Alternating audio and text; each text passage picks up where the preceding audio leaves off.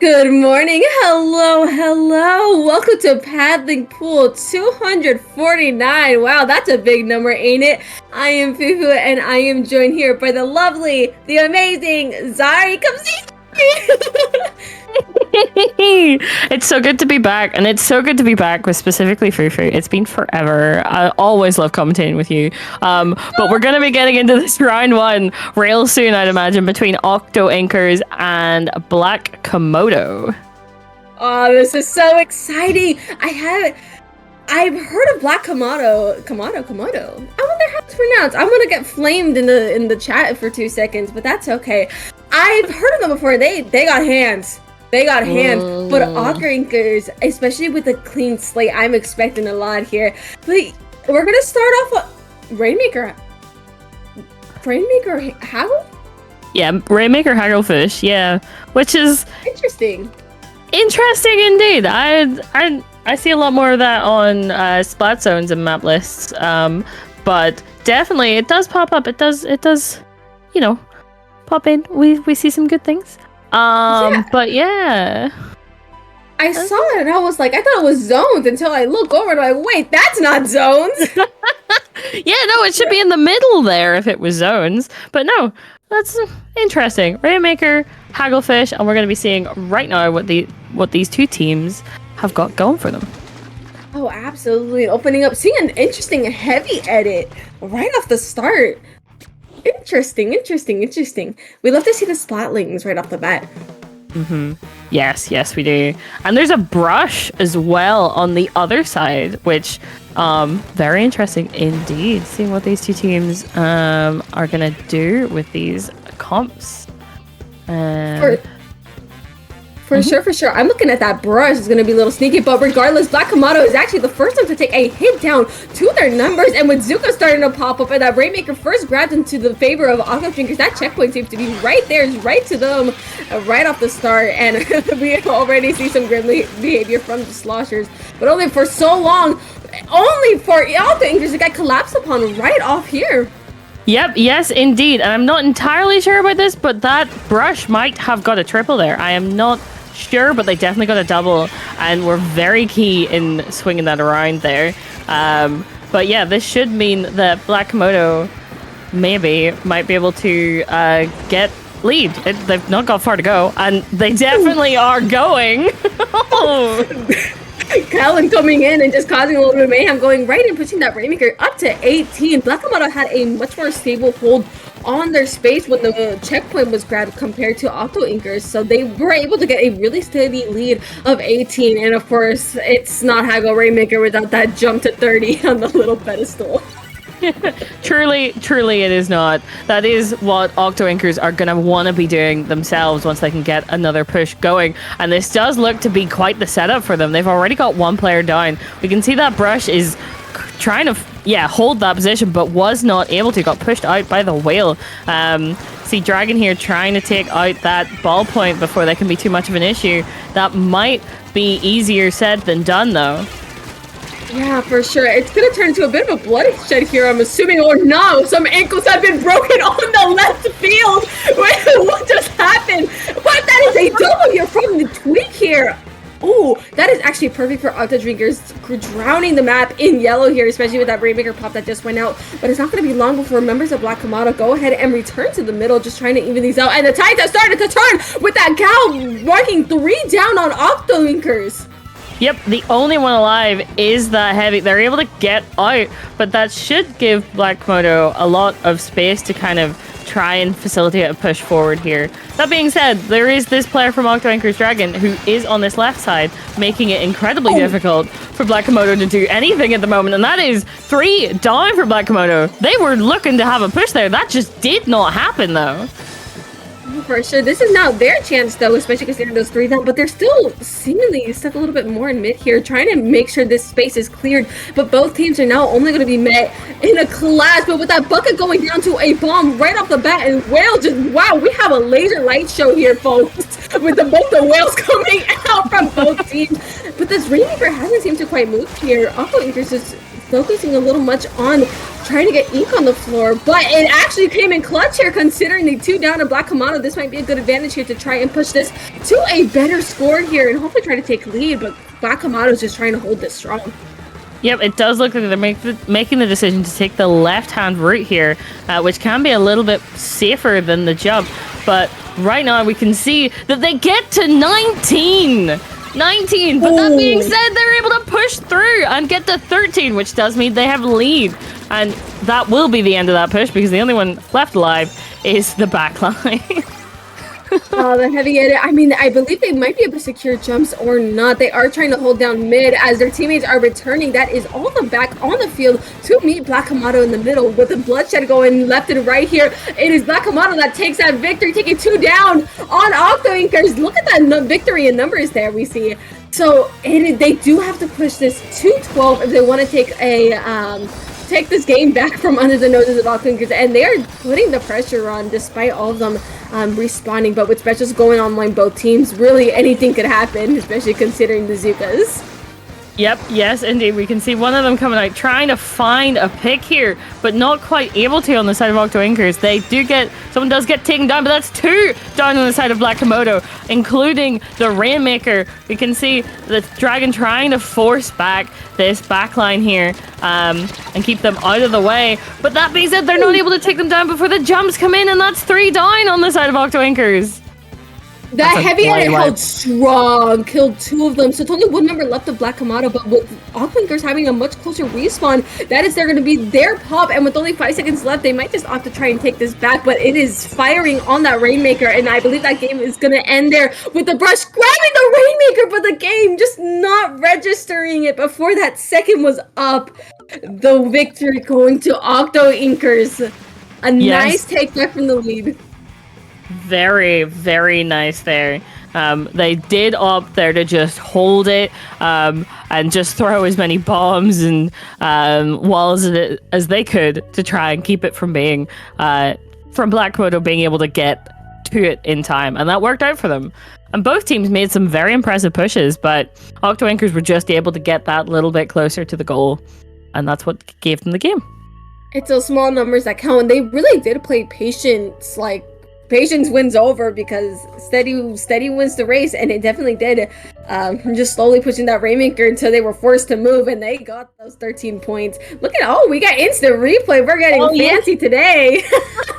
Yes, this was introduced last week. It's very interesting to be able to see back what we were looking at in a kind of different pace here, but as you can see, this was the moment that turns into the push that Black Komodo got. Very nice push, but yet again only to that 18 mark. If they were able to push a little bit further at that moment or get another push over the checkpoint at another time in the game, they might have been able to get to that 12 or 13 mark. But yeah, we can see some incredible inkjet work as well coming out from the ballpoint. Yeah, look at this double too. I want to point that out because that was pretty hype. You know, the Zuka to the shot, Zuka to the face, excuse me, and then only another one to go down with. But yeah, and then we see the push to 19 that Octolnkers got, and then just straight up, it took one person to just move a foot, and that lead, it's what won them the game. It was those small things. Those small things eventually add up, you know, especially in game modes where you have to push the objective all the way to the other side of the map. Those small numbers really do count. Yep. If you can just extend your lead or work on the points just that little bit more, it's always it can always come down to just 1 point. It's important to remember. The further you push, the more that the other team has to catch up. So, absolutely very well played by both teams. But that does mean going into the second game of the set on Manta Maria Splat Zones, Octolnkers are set for match point, and we're going to see if they're going to take this game 2 or if we're going to see a game 3. I feel like anything could happen here, especially with how close the last games were. We're going pencil. Nautilus, my beloved. One of the most broken little mid lines we see here. This is gonna get really silly. I'm a sucker for Nautilus. Listen, I may be a Charger bias, but I am a good sucker for a good knot. So, but here they are, both teams making their way to mid, and of course, just Ooh, it is Black Komodo that takes the first down here. So the first advantage already immediately going down to Octolnkers' favor. And with the zone attempting to be capped and a burst trying to pull a little sneaky, anything could happen here. But it looks like this zone is being covered in yellow for the first part. Yep, yes, indeed. Octolnkers are starting this game very strong here. And that's 2 down on the side of Black Komodo again. They're really not in the position to do very much at the moment. We can see that brush. They're trying to find their way in, but just without the support on that left-hand side, they weren't able to kind of do that there. That is a triangle of death. I don't know if you just saw that.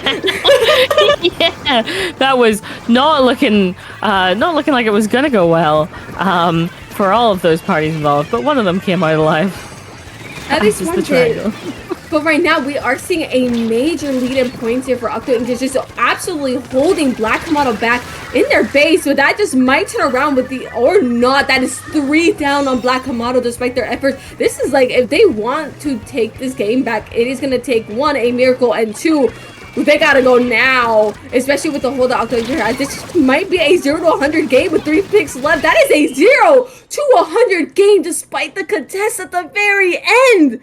A clean knockout and a clean lockout from Octolnkers. Yep, they fought that first game, but then they were ready for that second game. Oh my goodness, the change up on Black Komodo's what they were playing did not phase them. The comp did not shake them whatsoever, and they were just ready for everything that they threw at them. Fair enough. For real though, like they did. Octolnkers came in swinging. They're like, all right, let's end this quick, and they 0 to 100. Like, yep. What is there to say? I mean, look at the triangle of death. Almost, I thought it was a triangle of death. It was just a trade there, or like it looked like a triangle of death. You would triangle of death. Trade with a friend. Trade with a third party. Yeah, there was another person there to witness. But yeah, it just seemed like Black Komodo was just that spread out. Maybe there was a little bit of feeding there where they just weren't together when they were making those pushes in, or they weren't able to quite get the 1v1s they were looking for whatever reason. But yeah, they just weren't able to really get to mid again. After the first, after the first clash in mid, they just were stuck on that entryway of either the far right or through street in the middle. Like, they just couldn't get past it.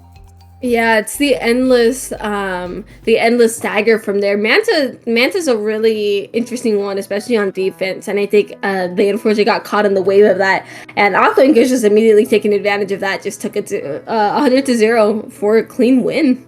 Look at that. Very clean indeed, and that does mean they'll continue on to the next round, while Black Komodo will be going down to the losers bracket. If I am not mistaken, where are we at? They do. Octolnkers move from fighting seed 17 to seed 1 though, so that's going to be a different game that they're coming into now. So yeah, good luck. Good luck to Octolnkers with that. Anything can happen in the House of Commons. We keep our hopes up. That is very, very true. But with that in mind, we are going to be going to a short break to let everyone else play out round 1, and we will be back with round 2 very, very shortly. So do not be going anywhere. Yeah, and see you in a little bit.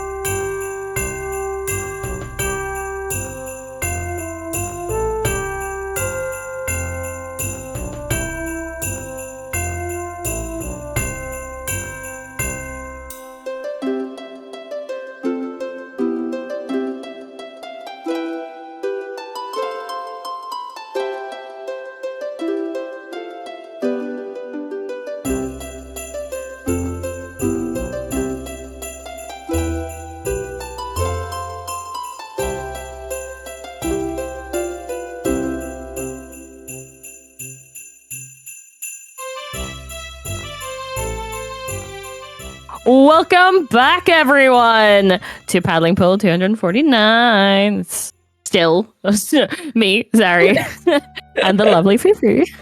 Hello, Zari. Hello. Oh my god, we have our next match. Oh, look how short of a break. Look, you guys cannot get enough. Oh, we're starting. Never mind. Okay. Okay, yeah, Bridie did rush us into this for good reason. We're starting right now. This is on Inkblot TC, Wild Blue versus Bad Internet City. Let's see what we got. We've of course got a pencil. We've got a carbon. We've got V-Charger spotted. Don't let me down, Necro. You got it. V-Charger spotted. Ooh, first pick going out for Bad Internet City. Bad Internet City does not exist. We have Bad Internet City, and they're throwing hands. Everyone's on the tower, the new router of all time, but the first advantages do go to them, with Wild Blue immediately coming back to retaliate as all their members start to respawn, but that tower continues to tick down as members of Bad Internet City are starting to go down. That is 2 down. The advantages are slowly switching over to the favorable, more rapidly switching into the favor of Wild Blue, who is going quite crazy here, a little wild here on the matchup here. Yes, indeed. The pencil is able to take down the V-Charger, RIP V-Charger, but there's still chaos happening in mid. Absolutely. Very, very good play there coming in from those Julies. Oh my god. The router has been fixed and the city is thriving. Bad Internet City is coming back here strong, with the tower continuing to move and 2 of their members starting to make their way on the plat, but it's not going to last too long as these strikes are on their way. The last little lonely strike taking out. That is 3 down again on Bad Internet City. We are hopping back and forth on advantages here on this map.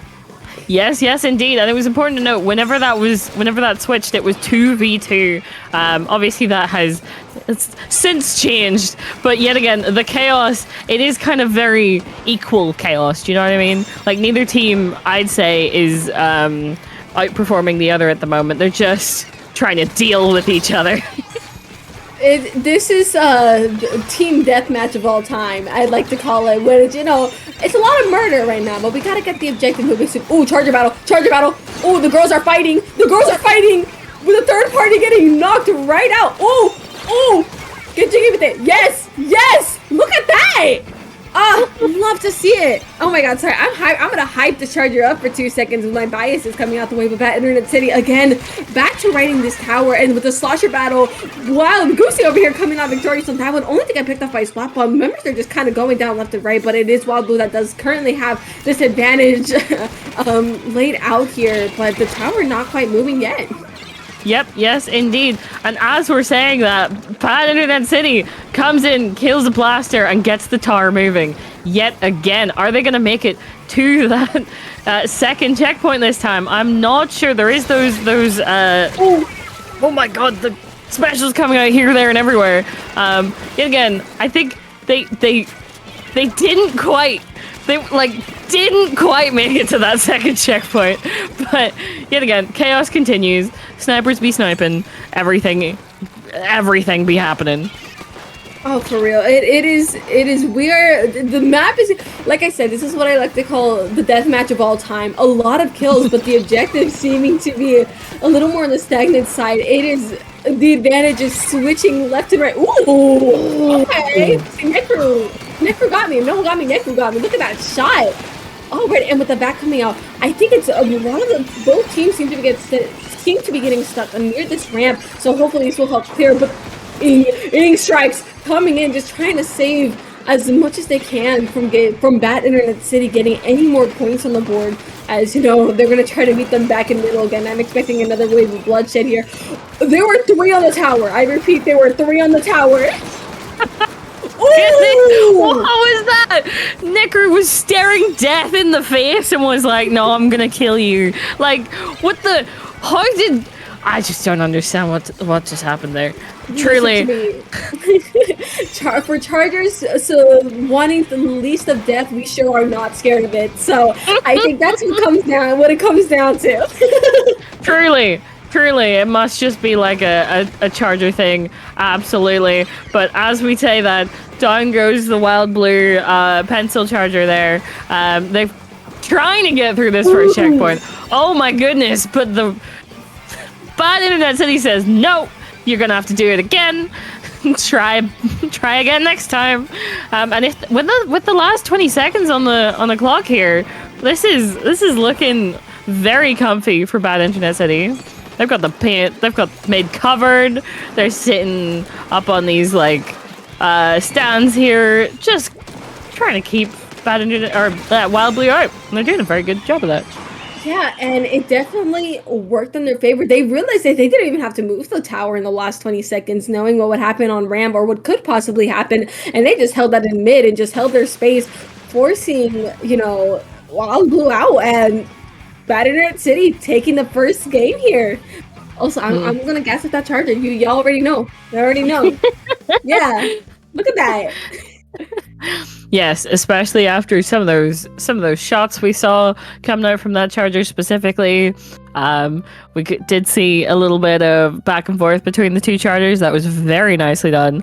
But yeah, very, very good start for Bad Internet City. But Wild Blue still were definitely fighting strong throughout that game. They just weren't able to get the objective moving as much as Bad Internet City did.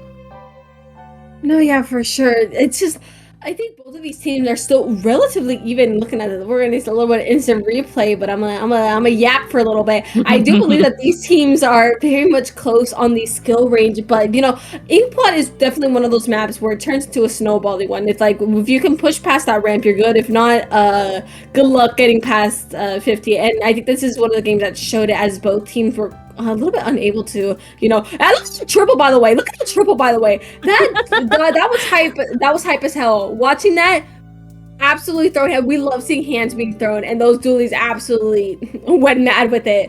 But yeah, no, both of these teams just neck and neck. But again, it's also the nature of the map on this one. So I want to see what they bring out next, especially considering some of the other map modes we have here. Because Inkblot is Inkblot. Inkblot is indeed Inkblot, but we are going to be moving on to Splat Zone's museum as the next place we're going to be at. So yeah, it'll be interesting to see if there's any changes up of comps for either side. I'd imagine definitely keeping those Chargers would be the play.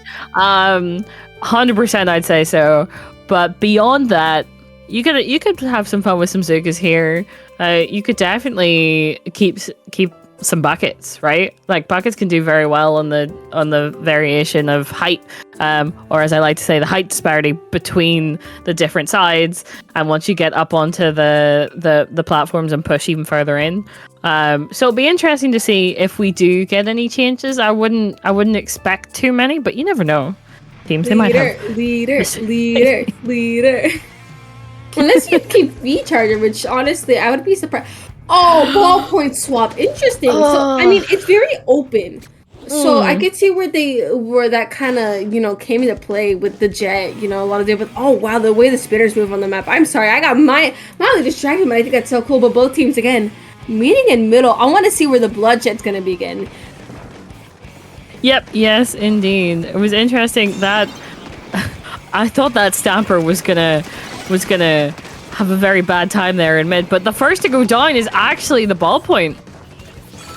Oh, and unfortunate start on that end. You never want your anchor to go down first, unfortunately. But it seems that Wild Blue did take actual full advantage of this and immediately taking the zone, just being like, "Oh crap, their anchor's gone. Let's screw it, we ball." So, but Bad Internet City immediately coming back and attempted to retaliate. Necro getting that nice pick there on the Stamper, but they are even in terms of numbers. And Anchor be Anchor, ooh, nice wipe out here in the favor of Bad Internet City. Okay. Yep, yes, indeed, and we saw a little bit of it in the last game, but definitely the Squelchies here are very, very ready to push up and to be hyper aggressive. So this sometimes can mean they're on their own, but they can do so much work up here further into spawn than you'd normally see Squelchies, I would say. For sure.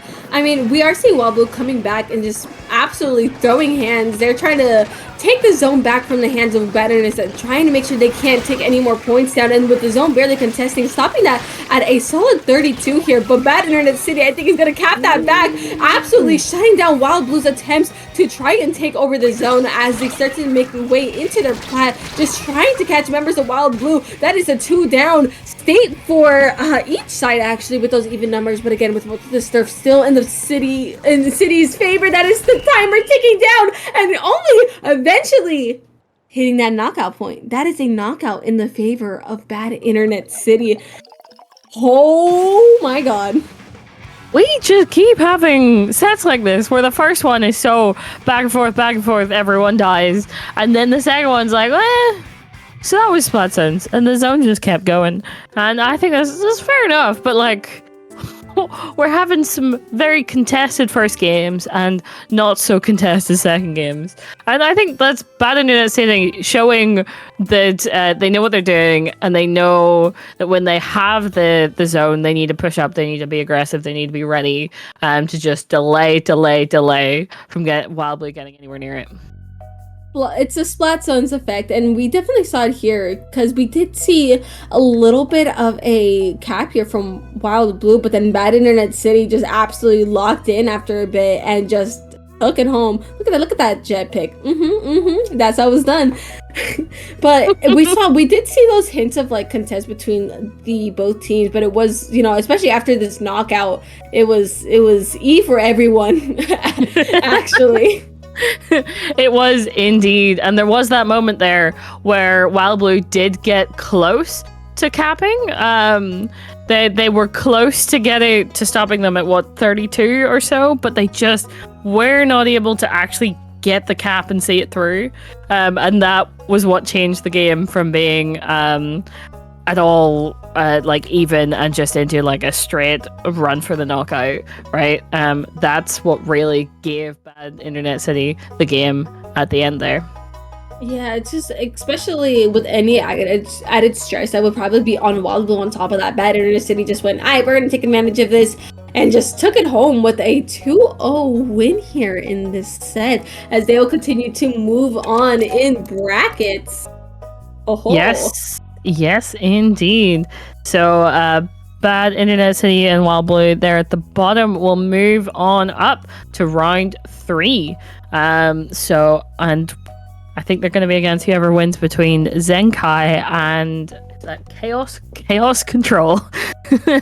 So interesting to see who they will be fighting next. But with that in mind, that does mean Wild Blue will be going down into the losers bracket. Doesn't mean that's the end of them or what we're going to be seeing from them, but they're going to have a hard battle to fight back into onto the stream maybe later.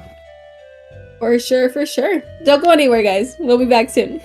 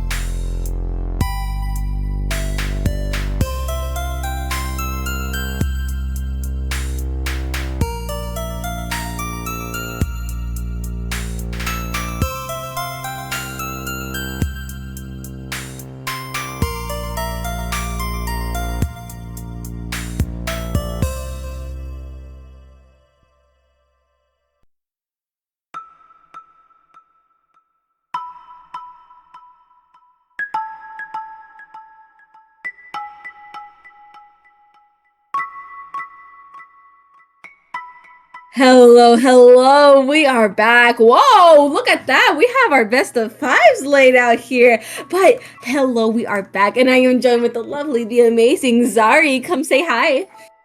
Hello.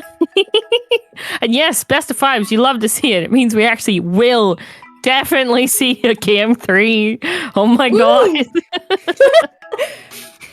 We're gonna jump into this. Like we are seeing from the game 2s we've been seeing the last 2 times. We are seeing a lovely old game 5 Sturgeon. But we are playing My Lag Paradise versus Clash Royale. Something to point out about My Lag Paradise is they had the upset of all time on the last bracket, taking down Seed 4.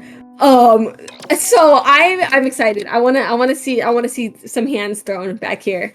I'm right. So, yeah. I'm up for this. Yeah, they took out 4P, and now I'm moving on to Clash Royale, who's Seed 5. So that's interesting. Interesting to know when we're going into this Clan Blitz game on Macomart. Let's see what these 2 teams have got for us.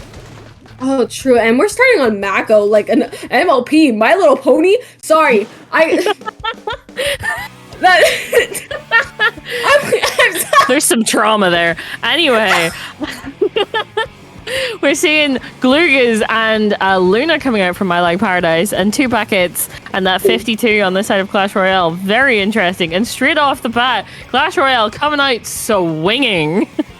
They came swinging, taking 3 out from My Lag Paradise, and already putting a clam right into the basket. They came out swinging, like we're not playing. Already taking down another member of My Lag Paradise, and already making their way up to the plateau, just amount to all this pressure. Absolutely trying to collapse on My Lag Paradise here, and with the counter continuing to go down and that basket still open, this push is not ready to be over. And as these clams continue to make their way in, holy crap, what is happening? Agreed. A lot, and none of it in My Lag Paradise's favor at the moment. That Clash Royale have already pushed below, I was gonna say 50, but now 40, and they're not looking like they're gonna stop anytime soon unless My Lag Paradise takes something. They find something, but it does seem like finally the basket closes and 2/3 of Clash Royale end up going down. Gren is being a menace. Taking 3 out. That was 3. There's one off like the spec. There's on the spec cam. But oh my, that is 3. And another ball going in the favor of Clash Royale. Clash Royale is swinging. They don't got time for Clash. They got time for murder. Then they are putting it right on the board and forcing another member of My Lag Paradise to jump back to one of their teammates to a safer position. That basket has counted down to 22 despite, or I thought it was going to close or not. It is not closing. They are adamant on knocking this game out of teams, especially with these clams now making their way in mid, and the pressure continues to be put on. This is a bloodshed. It is. It definitely is. And not in a way that My Lag Paradise are really wanting right now. They need to get back in the mid. They need to be focusing on taking out players of Clash Royale before they can get a push of their own. But that's already 2 down on both sides, though it does seem to be swinging more heavily in My Lag Paradise's, well, I was going to say their favor, but yet again, it doesn't last. I don't know about that one anymore. I mean, we see the hammer coming out only to immediately get shut down, and that ball is already in Clash Royale's favor with the pity. You know, I thought the pity was going to get picked up. Prediction not 100, but we are seeing a little more even standing here as they do meet in mid, especially with these even numbers now. But this is a clam economy starting to look in the favor of My Lag Paradise, so not fire off. It's just only two of a difference here. Yep, yes, indeed. But as we're seeing, that's 2 down on the side of My Lag Paradise, and it just continues to look like Clash Royale are going to be able to get another push going soon. So My Lag Paradise need to be careful. They don't have space in mid, but they need to make space as soon as possible. And this might be what they were looking for. This might just be My Lag Paradise finally seeing some ink in mid here, and with one of Clash Royale down, this still, oh wow, there was a little bit of a mishap on the stack there, and those numbers aren't even. But My Lag Paradise, like I said, is starting to get a little more turf in the middle, starting to turn a little more on the purple side. But with one of their members starting to go down, It really can go anywhere here, but My Life Paradise does have to make some moves, especially with Clash Royale having such a heavy lead right now. Yep, yes, indeed, but those were not the moves they needed there. They're coming back in quickly, but Clash Royale have pushed up so incredibly far here. Not as far as they were at the beginning of the match, but still very close to flanking the whole way into the base. And there's that power clam into the basket. My Life Paradise need to get as many, or kill as many of Clash Royale as quickly as possible, but I'm not sure that's going to be... Ow. That was 3 again. That was 3 again. Those are 3 kills on the board again. Damn right. Interesting as well from Clash Royale that they're not all that focused on making sure that they have the clams to keep the pushes going. They're much more focused on keeping My Life Paradise out. But that being said, that wipe will give My Life Paradise finally some space in mid, finally the possibility of getting a push of their own, and we're in the last 20 seconds and there we go. Yeah, that power clam finally breaking away from that 100 score, and with 3 members down on Clash Royale, this actually seems like a pretty good opportunity for My Life Paradise, especially considering they still have quite the advantage number, but that might just flip around considering the 2 down now, and with the slasher coming in, look, that was actually a really clean kill. That might just put an end to the game soon. There it goes. Yes, it will. And that means game 1 will go to Clash Royale. And they had a very, very strong game, especially through, I would say, about 85 to 90% of that. They were just dominating, finding the space they needed, keeping My Life Paradise completely on the back foot there. They were finally able to get out with that a wipe near the end, but just having to push as far as 12 in one push right at the end of the game, that is difficult to pull off. So fair enough. That is incredibly difficult indeed, but like from the start, Clash Royale got a really good triple on My Life Paradise, just absolutely collapsing them with number. It was sheer numbers on top of that, and they just absolutely collapsed on My Life Paradise, and that was just the start of an incredible snowball, as you know, as we did see that those points drop down all the way to 12. Yep, yes indeed. And they pushed up so far into the base, kept My Life Paradise pretty stuck there. There were moments where they were able to get out, but it just didn't quite coalesce in what they were looking for a lot of the time, because there was always just one other person on Clash Royale still alive, causing problems for them. You could see there that was what was an all, like, they got 3 people on the side of Clash Royale down, but it was that one last player, that 152, that meant that they couldn't actually get anything going when they were looking for it. But yeah, definitely it was chaotic. Everyone was dying here, there, and everywhere. And that was the moment there where finally they were able to make their push, because they got the wipeout they needed on Clash Royale. For sure. That was a bloodshed of a game. But we are moving on to Mahi's zones. All the zones. If we thought we saw lockout last game, I'm scared to see a lockout on this mode. Yes, indeed. Especially with Mahi, you can push up so far quite quickly. Now, given its risk reward, right? If you overextend, and then suddenly everything can fall apart. But if you're able to stick the landing and actually hold it down, it's splat zones. It doesn't need babysitting. You can leave it be, and it will keep counting.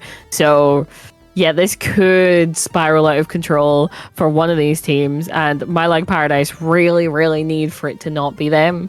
So we'll see what these two teams, if they make any changes in composition for this, or if they play it a little bit differently, or what to expect from these two after that first game. Because definitely My Life Paradise can get the kills they need, but just Clash Royale is such an aggressive force that you need to be careful. No, yeah, for sure. And, you know, we saw that. So I hopefully, you know, there's a Clash Blaster and a leader. Wait, there's a leader. There's a leader. Hello? Oh my, no, that's what I'm, dude. Pause. Everyone hold your cups. There's a leader. I'm about to lose it. I'm gonna look at you with like my big creature eyes. Hello, they are in mid already. That is bloodshed already on the field. That is already 2 down on My Like Paradise. Clash Royale having that numbers advantage. You're walking around. What is happening over there? I saw Splash is taking a little skip break for a second. I'm sorry, that was funny. But My Like Paradise already making quick methods to try and make their way back, taking down a member of Clash Royale, but only to get returned in with death. Again, this Clash Master pick is killing me. yeah, that was not what I was expecting here. And I would, even though it is Clash Royale, it's kind of in the name. But after the first, after the first game, I was not quite sure they were going to live up to that. But here we are, and definitely Clash Royale have the zone. They're pushed up very. Wait, is the E leader also up there? I've just noticed the E leader was also just like sitting up there. They're back spawn. That's not super important, but they were sitting up there with the rest of their front lines. Freaking insane. Fair enough. Frontline leader is my favorite thing of all time. Well, snipe, nah. Let's go to the front lines. We're gonna be a little silly, but My Like Paradise finally turning this around here as they do have a cap on the score and just attempting to keep Clash Royale out and getting a nice pick to amounting to 2. Make that 3 question mark? Harry, make that 3. Are we making that 3? Not quite. Oh, yes. That is 3. Yeah, that counter ticking down. I think Clash Royale is going to have to come back a little bit strong here on the return if they want a chance to take this back. But yeah, My Like Paradise taking this lead despite their numbers starting to dwindle just a little bit. I think that is perfect for them here and it's exactly what they needed here. Yep, yes, indeed. This is looking like it's probably going to switch with the specials. Yep, specials being thrown out at the moment. That's 2 down on the side of My Like Paradise, which will make it that much more difficult for them to make their way back in. But if they're able to be a little bit more slower on the uptick here and ready to push together, they can... And again, this E-leader just does not want to take the positions you immediately think an E-leader should take. This is very, very interesting play coming out from them. We're feeling silly. Yeah, just a little silly. Just a little silly. Oh. They said if I'm going out, I'm taking one of you guys with me. Damn right. Takes you seek with me. Oh my goodness. But yep, there you go. My Like Paradise in control, working on those penalty points here, trying to get their way through them. But that's 1 down on each side at the moment, which does make it a little bit more equal. But as I say that, there's now only 1 of them alive on My Like Paradise, so that zone will very easily switch back over to Clash Royale. It is now covered in pink once again, and with that Zuka trying to find a pick and not quite finding it, unfortunately that special not finding the resource, well, not finding the picks it wanted, but Clash Royale, ooh, leader pick strong. Tap shot strong. Frontline leader strong. Frontline leader. Yo, I'm having the trip of all time. Look at that. We love to see it. Come on, throw hands. E for everyone. Yeah, throw hands. Come on. Oh, and that lead swap on top of that. Oh, look, this is a treat of all time for the Charger bias commentator in the back here. But My Like Paradise trying to make a turn around here with that Booyah Bomb, finding not quite fun. That didn't contest, and Clash Royale taking the game back. They had se ponían las pilas and they had to, you know, lift themselves up again to take this game back, ending this in a nice knockout here. Again, a frontline leader, my beloved. Oh my god, your girl's having a trip.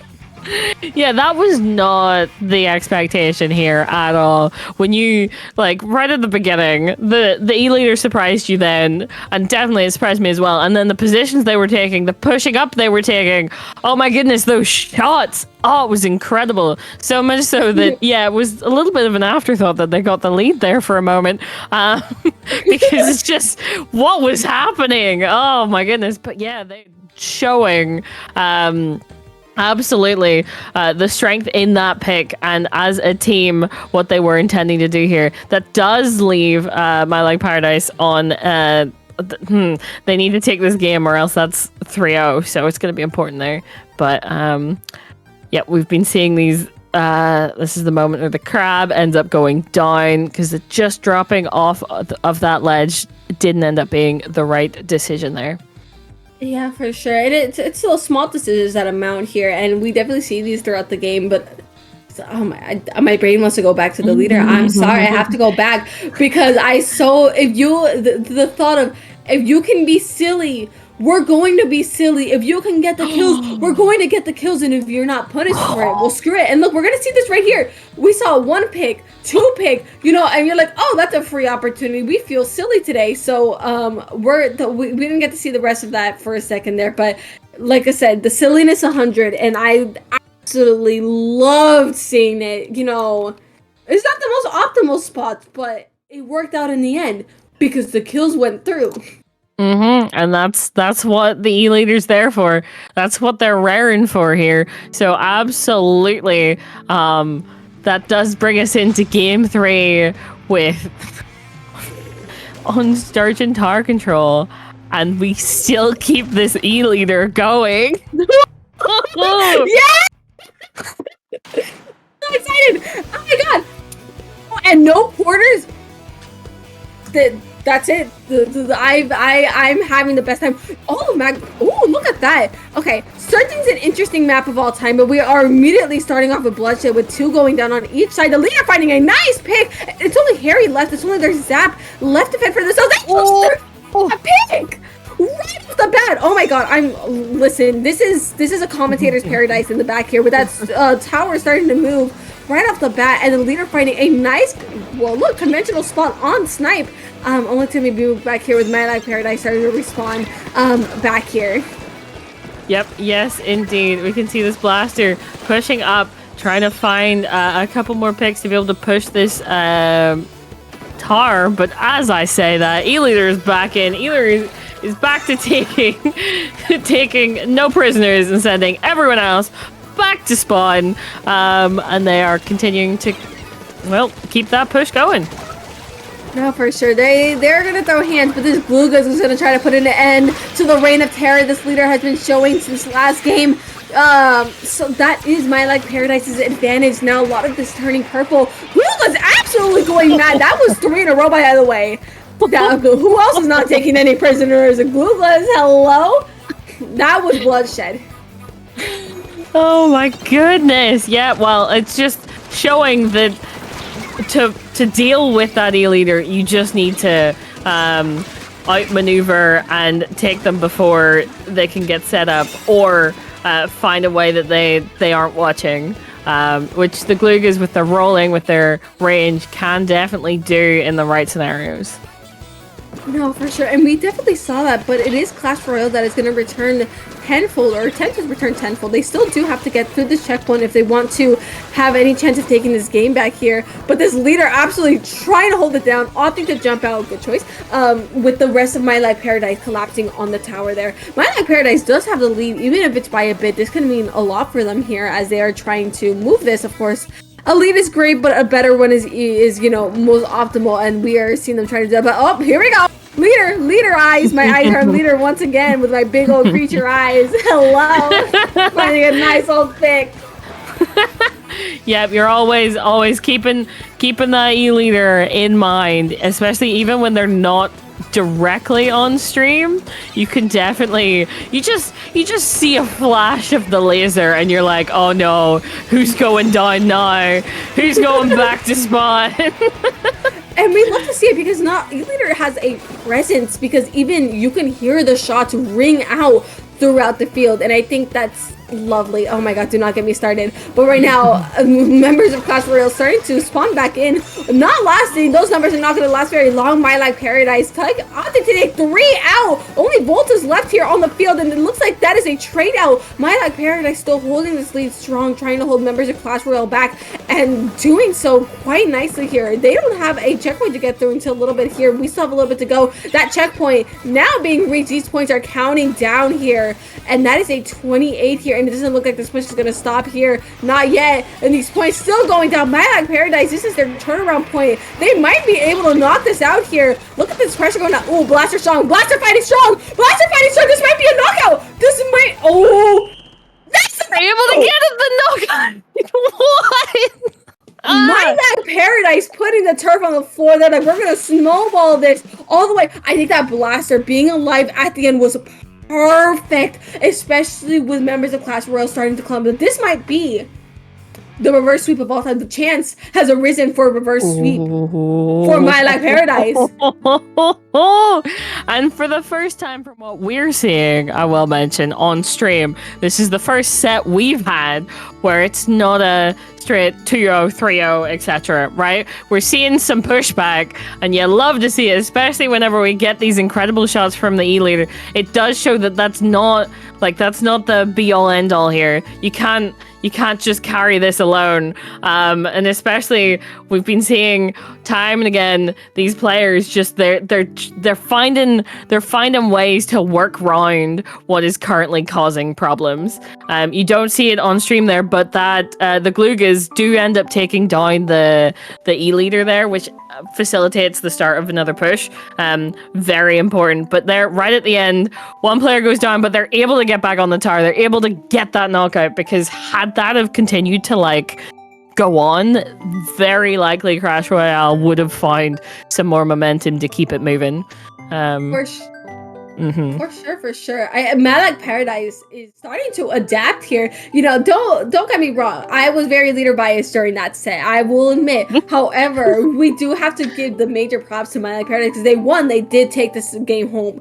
They're showing that, okay, we're not done. We're still gonna put our foot down, especially moving into the haggle zones. Oh, this is gonna be interesting. This probably will be a paint war in middle again. I'm waiting to see it.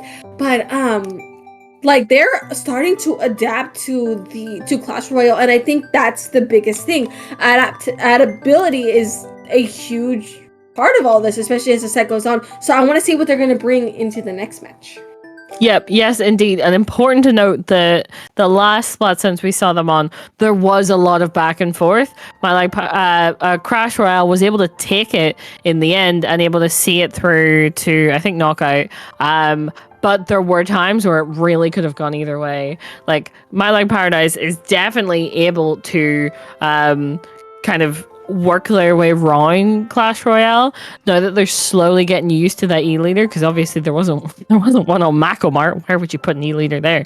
But now that they've slowly started to get used to it, this very, very much could go in their favor a lot more quickly. For sure. But looking at this, that blaster is still out. I am not surprised. Blast and Glucose making their return anyways. They were menaces last game. They may just be menaces again, but again, still seeing that E leader. I'm looking directly at you. Oh, that is already one down on My Life Paradise. A stronger start here for Clash Royale, which is a good way to, you know, we always love to open that way, especially with the zone now capping in their favor. My Life Paradise, of course, isn't going to give up just so quickly. Glugo's over here. We are having a fight in the pit. This is a pit fight. Call it Fight Club. Holy crap. Yes, indeed. I would also like to mention that there has been a little bit of a change up on Clash Royale, because they not only do they have a Bloblobber, but they have a Forge. I don't think they had that last round, but specifically the Bloblobber. That means that they have this Kraken to go in and cause chaos on the zone, as they are doing right now. That doesn't always mean they're able to find the picks, but it does mean that they can kind of spread people out a little bit. Sadly, they didn't have the teammates there to capitalize on it, but still very interesting here. No, for sure. And with only one member left on My Life Paradise, I feel like the zone might switch soon. But however, 38 is an amazing lead here to start here for My Life Paradise, as Clash Royale's members are starting to triple back into My Life Paradise's space. Of course, like this is back and forth. We did see a sneak peek of this on Mako last time, and we're seeing it again on this game as this timer continues to tick down in the favor of Clash Royale. Yep, yes, indeed. And that's 3 down on the side of My Life Paradise, which is definitely going to make it that a little bit easier for them to push up and to cause more problems for My Life Paradise getting back in. But that is 1 down on either side, and lead switching to the side of Clash Royale. My Life Paradise really need to make their way back in, but they just don't have the people on the board at the moment here. And they need to make a push soon, and I'm not sure if they're going to be able to do that. Yeah, no, with the literally like less than 3 seconds left for the game to end, that contest did not happen, just barely on the edge. It is going to be, holy crap, my brain just broke. That is a 3-win here. Unfortunate false hope for Mad Like Paradise, but it is. Whoa, where did the name go? Where did the name go in my brain? Help! Clash It is Royale. Clash Royale. Thank you. I don't know how that happened. Clash Royale taking the set home, winning this third game. This unfortunately does not go to game 5, but both teams played incredibly well. And the adaptability was definitely showing here for My Life Paradise, but Clash Royale just took it home right there by the end. Yep, yes, indeed.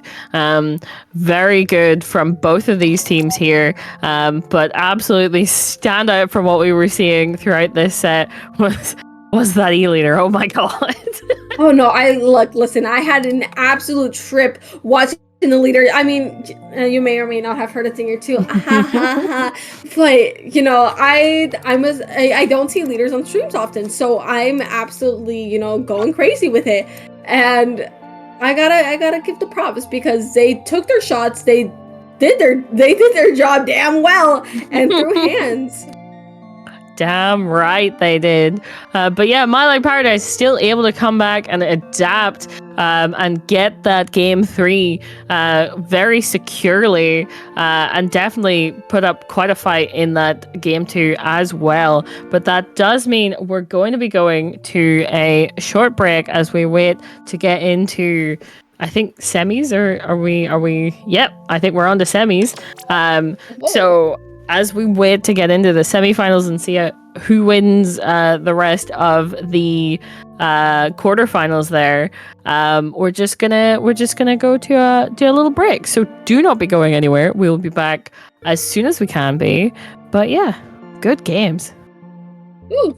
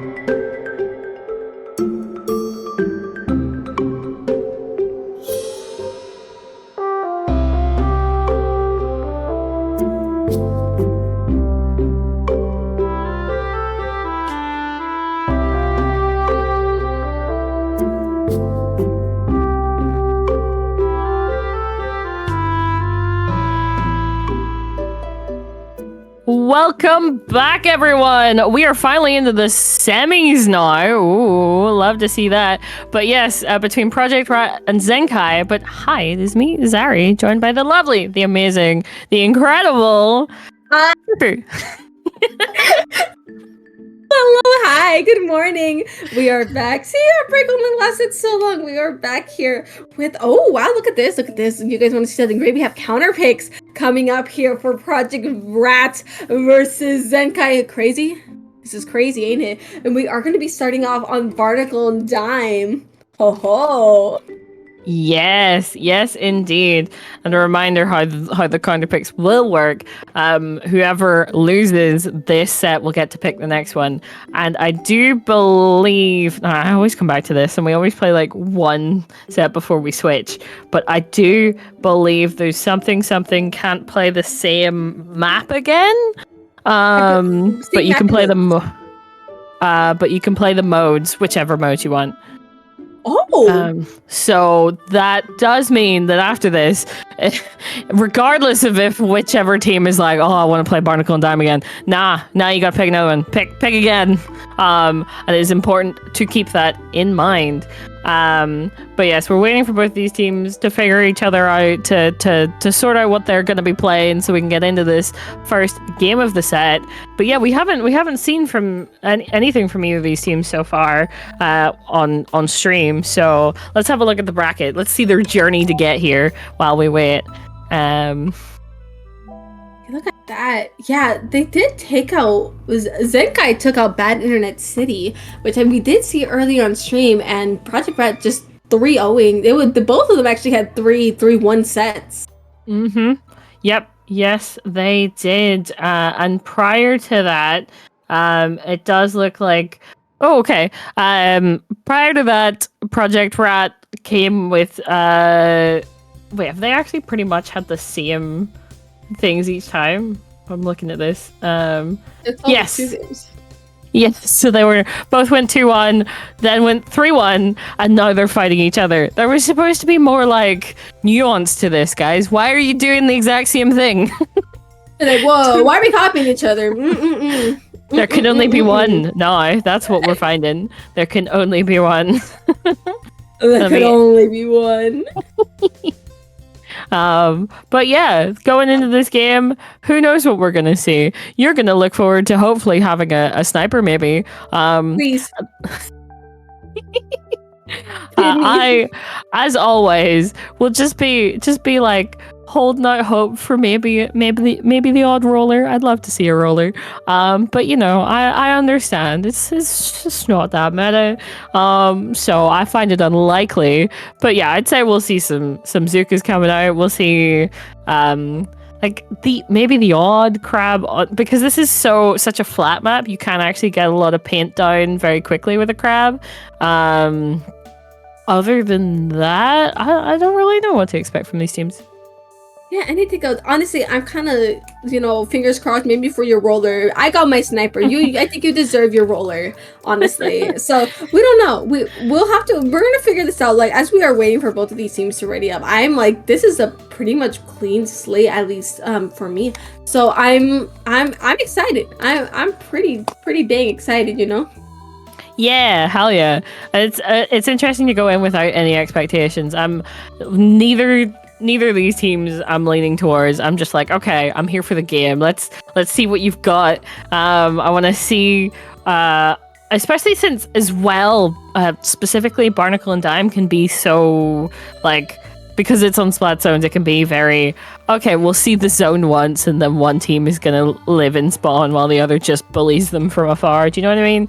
So yeah. It could be that kind of game, but also there are definitely games where neither team gets completely pushed out and they just end up fighting over like the kind of stack area on each side, depending on which one's in control. Leader? But there we go.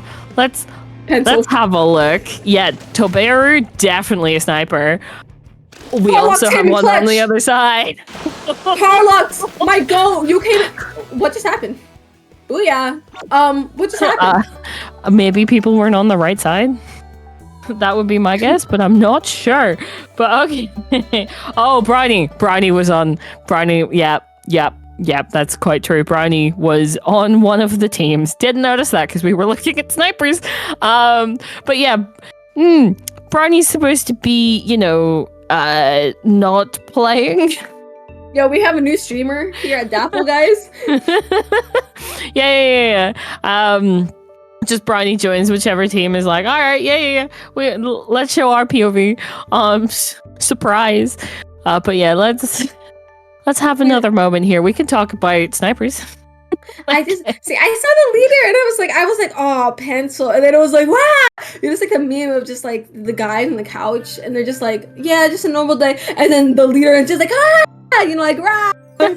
That's me. Surprise! Yeah. You get the leader popping out being like, hello, I've got exactly what you want. Please feed the commentators, you know. You wanna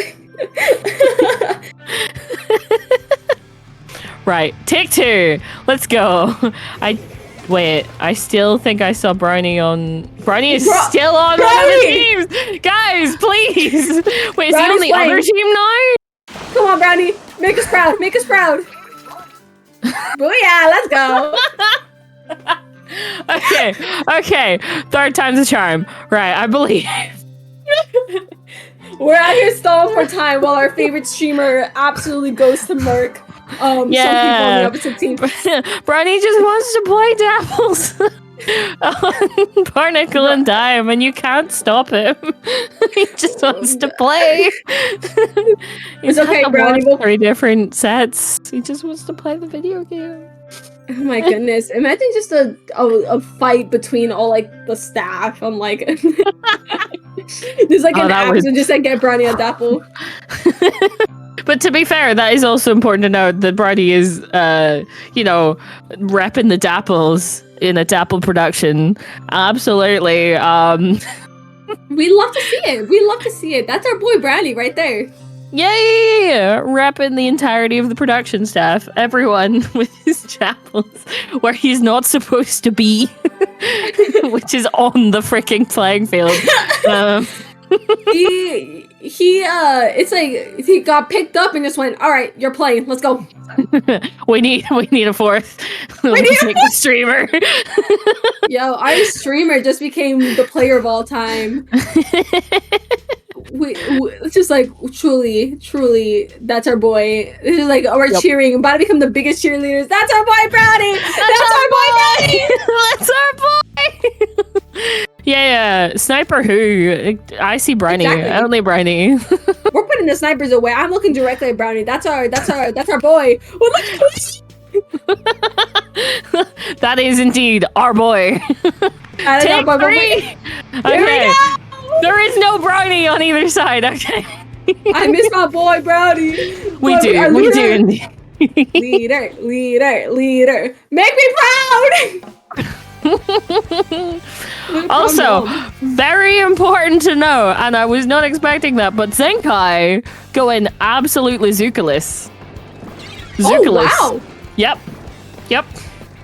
No Zuka could be found. There's only one Zuka in the entire thing, and it's the shot on Project R.A.T side. But I just find that interesting. And there's that. Speaking of Zukas, jump scare. Ooh. That control has now flipped, though. We are seeing the control flip in Zenkai's favor for the first time in the match, but unfortunately they are going to go 2 down here. Project R.A.T now having the clear number advantage as we are trying to see members of Zenkai trying to hold their ground, forcing a jump out, but not quite finding it. Is that going to lead to another pick? That is 3 down again on Zenkai right now. Project R.A.T is going to use this opportunity to go in, but Zenkai just trying to just, you know, hold this with this crab. That timer is just ticking down. Yep, yes, indeed. Not quite able to find a pick, and I do believe ends up going down. Zenkai really need to get a couple picks here and get in if they, like, or else this will just keep spiraling out of control here. just as you predicted, is a bit when we first started the match. You know, one is going to be living in the other spot, and we are seeing that as this timer only has around 10 seconds left on its ticks. This is going to be, you know, Zenkai has to go just about now if they want a chance of, you know, like turning this around. And with the not quite finding the contest, that is the timer ticking down. Project R.A.T swiftly taking game 1. Yep, yes, indeed. That, as you were saying, they did try and make that push in there at the end, trying to get to the zone just as it was becoming too late. But the issue was that Project R.A.T was right there, ready and able to just throw the bombs, throw the specials to stop them in their tracks from getting anywhere near that zone. And that does mean going into round 2, they got to figure out some counter picks. Oh yeah, for sure, for sure. We get to let them settle down on that decision on what they wanna bring in. I'm assuming a little more longer maps, considering if they wish to play around the Charger a little bit. But something to think about is that both teams actually have the backlines, so whatever they pick might also be beneficial to the other team. So it depends what they want to play around, and really anything goes, especially considering the blank slate I have on these teams. I'm quite literally just like, okay, the world is your oyster. Pick your map. It definitely is. Both of these teams could do well from a long flat map, but even then, maybe they decide, you know what, maybe the leader isn't working for them, and I don't want that for you. But maybe they do make that decision, and if they do, then they go for a smaller, more compact map like Mako or something. That is definitely something they could go for. But I would say they'd have a comp change in that regard, if so. But we've just got to wait. We've got to see what Zenkai, what they're thinking of doing. And that's another Splat Zones. Okay. Mahi. Interesting. It all turns back to Mahi. We're going back to Mahi, baby. Let's go. We're taking on vacation. We're going to kick our feet up. Not quite. We're about to battle to the death back here. Yeah, but like right beside the pool though, right? So, you know, after it's done, you can just have a little relax in the sun, find a sun lounger, that'd be nice. But not until the game is over. So it'll be interesting to see. I don't think we're gonna see any leader play like we did last round. Let's just say I don't think we're gonna see one that's like right in the face of the enemy, but this does work for E-Leader, especially if you get your positioning right. So I could see that we continue to have that E-Leader on the side of Zenkai, but they do need the aggression to be able to get back in again, because this map can be very similar to Barnacle and Dime if you get stuck. No, yeah, for sure. Both our maps here have been lockout heavy. So it really is just seeing, you know, what we want to do. And that it is pencil v pencil. We have conformed to the pencil meta. No hoarders, my beloved, playing out on the field. But yeah, we have a junior. Oh, I'm actually incredibly happy to see a junior. We don't see juniors often, so I want to see how that's going to work. But that first pick already in the favor of Project R.A.T. Look at that. They already have that first pick on Zenkai, and make that 2 actually here with a bit of a trade-off. But that zone is going to Project R.A.T. to start. Yep, yes, indeed. They've got to be careful on this re-entry here to make sure that they don't waste the push. But as I say that, 2 of them go down, and that will make it incredibly difficult for them to get anywhere near that zone. We can see that 52 trying to push up, but still not overextending, just holding until the water level changes. And this might be the moment that Zenkai need here to get a push back in, and they do get the zone. Yeah, no, that zone capacity. Oh, the jump back into the bomb. Bombs are a main weapon of all time, if you tell me. But that is 2 down on Zenkai. With the counter still ticking down, though, it's not gonna last very long, I believe, here with Project R.A.T trying to come by, or not. Project R.A.T being pushed out with 2 down. The control still remains in Zenkai's favor, as much as this Snipe Rider wants to, you know, hold that zone back. Yep, yes, indeed. But the Snipe Rider on the side of Project R.A.T ends up going down to the other Snipe Rider, and they do continue to hold this zone. They're going to get lead here. We do see that the bubble go up, but immediately get countered by the strikes, and that's 3 down for Zenkai, which does mean that this zone should flip yet again.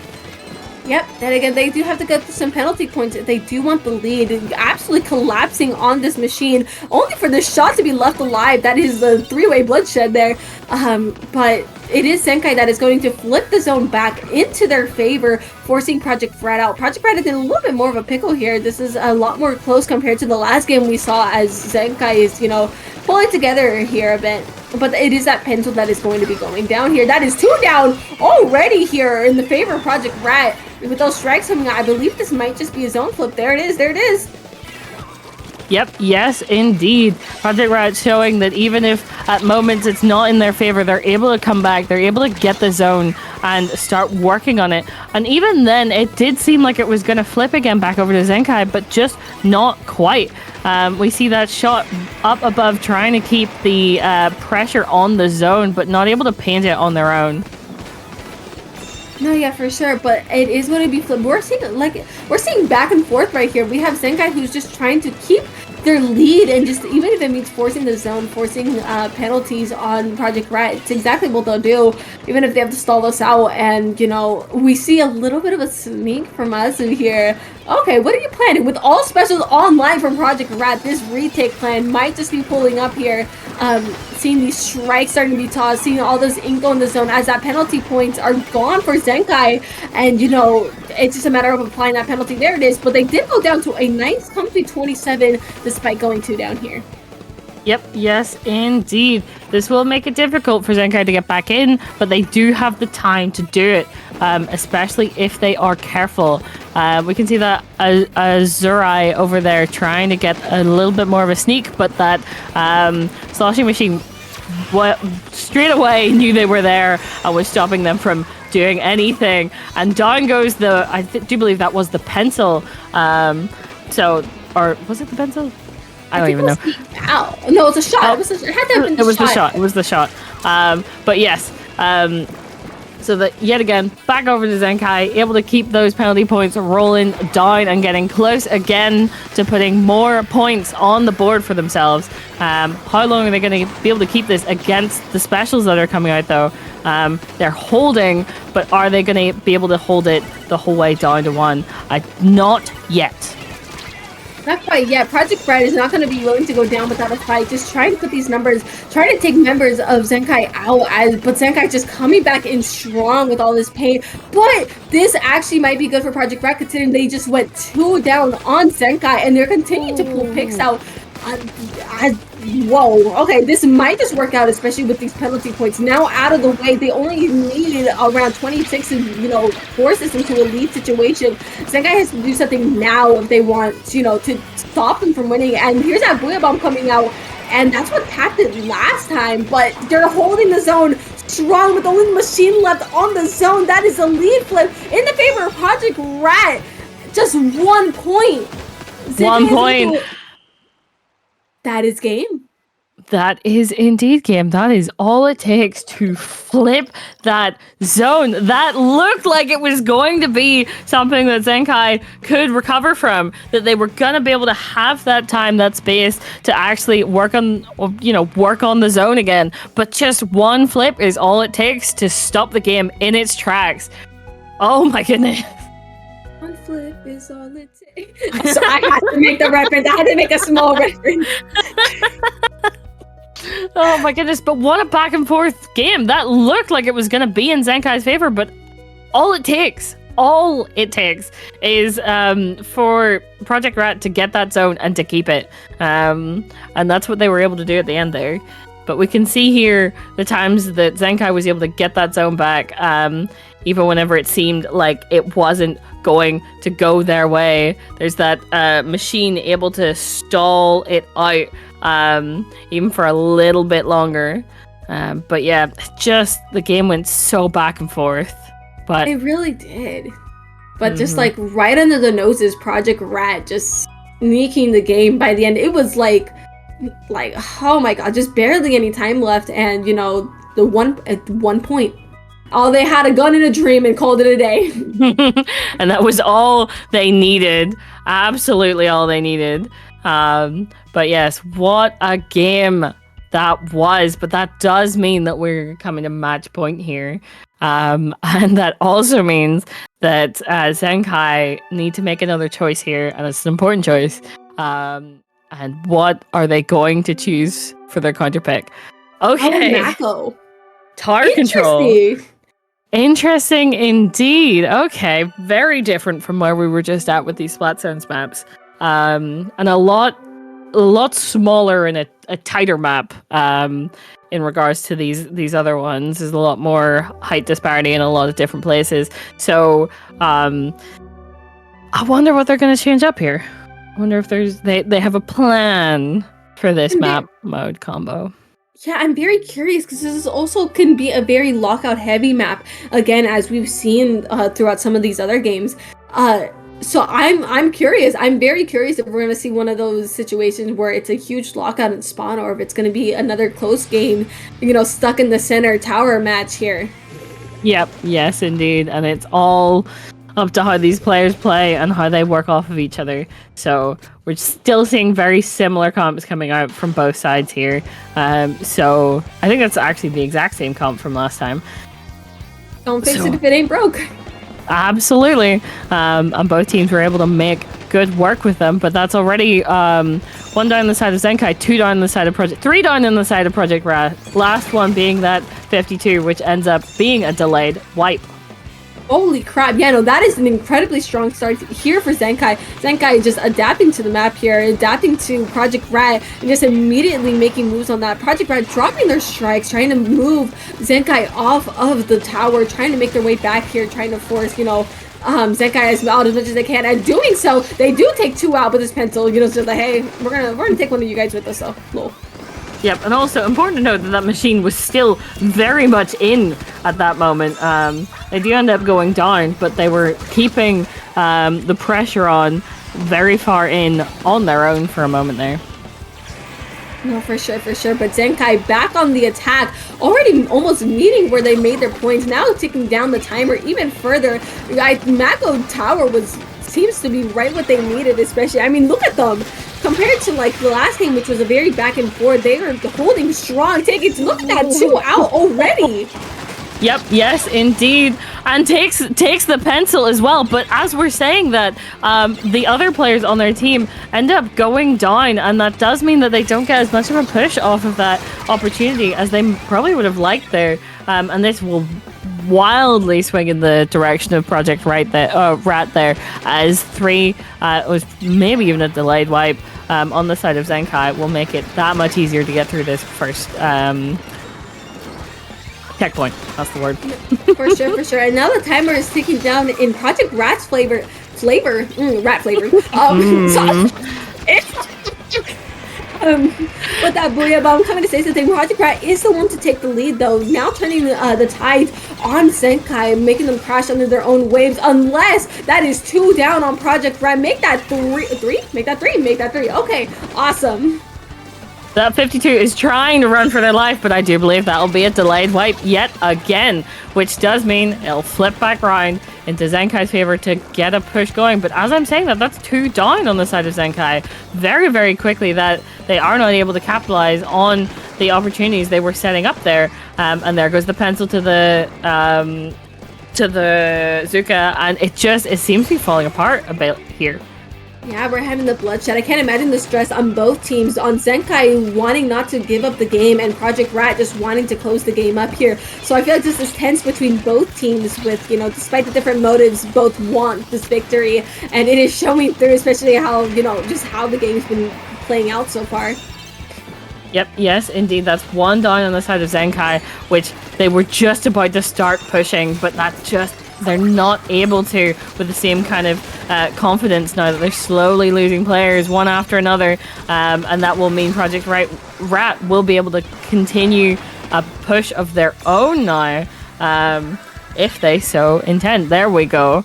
So that will really, it's not what Zenkai wanted. Unfortunately not, but it's what we have right now in this bubble. This junior just trying to, whether it's pain or just making the space. That pain is space, excuse me. They're trying to make their way back into, you know, either just a neutral position as what they can for now. Just try to push this into Project Rat space, because they do have a little over a minute here to try and, you know, take this lead back from Project Rat. There is also this flank coming out from the 52. They were trying to sneak it in, but not able to find the picks they were looking for. It does mean that Zenkai did have to turn around to look and try and find that 52. So even if they weren't able to get the pick at that moment, they were definitely able to do the work they set out to do. Absolutely, with the picks they got later on there. We're seeing that Zenkai is still trying to get that move and trying to get to that checkpoint. They need to get just a little bit further to get lead, but the chaos behind them and the flank will just make it so much more difficult for them to continue that. Yeah, this 52, Lottie here has been a menace a lot. We've been seeing them just absolutely they're taking people in twos. That's what they're doing here. And we see it again. Look at that, another 2, and make that 3 with a pencil added to the death list here. Project Rat just taking it back. Zenkai was just incredibly close. Like I said, they do have to take the tower if they want to push this into overtime. Oh! I'm not sure that's going to be an option, but maybe, just maybe, if they're able to get on there in time, they were able to keep it moving. But there's a player on the tower, 2 players. No! They were able to take them out. Oh my goodness, this junior is playing for their life here. But there comes the shots, and the sniper is able to get on the tower and stop everything before they can push it any further. Oh my goodness. I like the junior was holding out at the end, but Project Rat with the strikes, finalizing the game, you know, stamping it down in a place. This is ours, taking the win and taking the set with a 3-0. Yep, yes, indeed. But the whole way through that set, Zenkai was able to take bits and pieces back. They were showing that they had the ability to take objectives and the ability to push them, but just Project Rat was able to do that more, was able to keep on the objectives more, push that little bit further. And yes, just Zenkai weren't quite able to pull out what they needed. We definitely saw a bit more of an aggressive turn for them in that last game. They definitely pulled something new out there, but it just wasn't quite enough in the end.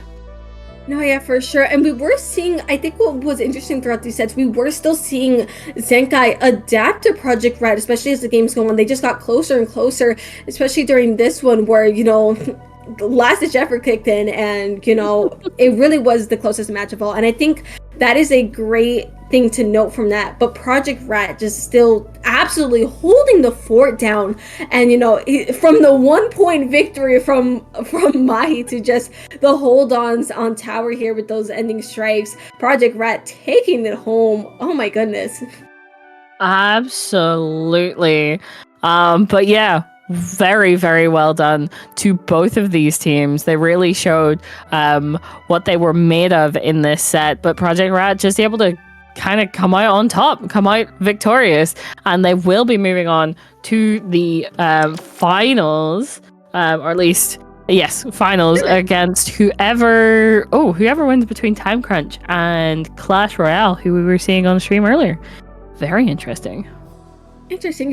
Yeah, though, that's gotta be an interesting matchup there. We don't have any scores on the board yet. We'll probably be seeing, hopefully soon, what those. I mean, I'm taking a peek at the bracket. I'm looking. We are Project Rat, of course, as we saw, is moving on. An incredibly strong team. Oh my goodness. Part of me wants to see Clash Royale just because of the bias of we saw them on stream earlier, but Time Crunch also being that first seed, if I'm not mistaken, my eyes aren't, you know, throwing me in the depths. That would also be an interesting match. Yes, absolutely. But we'll just have to wait and see as to who ends up fighting Project Rat for that top spot, sitting and waiting for whoever comes out of losers bracket. But keeping that in mind, I do believe did we already look at the replay? I think we did. Okay, here's me not remembering. Wait, did we? Did we? Did we? Hold on. Who was? Oh, we started going a little crazy back here. You know, rats make me a little crazy, you know. I'm starting to lose it back here. Yes, I feel it as well. I feel it. Well, regardless, we're going to see it anyway. If we did see it before, we're seeing it again. And if we didn't, then we're seeing it for the first time. But yes, the that bloodshed at the end.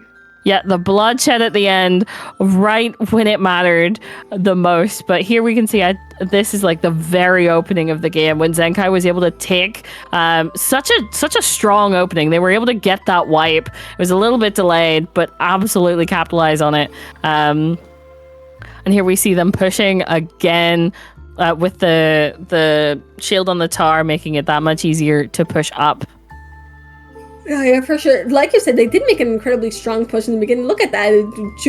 Junior 100 on the raid. That's what I'm looking at here. It's like, I'm looking at anything but the obvious, but it was a shot that did take two, though. Like, we were seeing some, like, crazy out dips in the beginning, and I was like, yo, what is happening?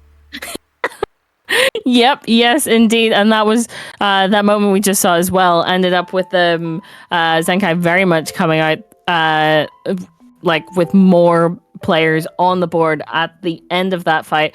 But yes, we see here just the back and forth of it all, them all fighting about in mid, trying to come out on top here. But we did see a lot, even throughout this set, of Labby coming out and getting some very, very important picks, especially one after another, right? Very much turning the tides at times. But there's that ending there that we know so well.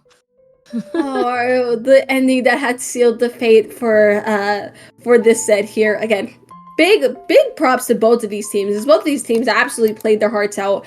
And I'm excited to see, hopefully see them again. You guys are going to be seeing Project R.A.T, though. That's who you guys are going to be seeing it again. But I'm looking forward to a future to seeing both of these teams again. Mainly I'm saying this because we are on the sign off era of our run. Indeed. This is the end of specifically our block, which does mean we are going to be replaced by a Pat who's been in chat for quite a bit of this tournament. You'll see him in I do believe the yellow in the chat, and then Pat as well. Yeah, very exciting, as they are going to be the ones taking the rest of the tournament here. Again, we had a very fun beginning run here. Like, don't get me wrong, but you guys are in for even more hype. Yes. Get excited.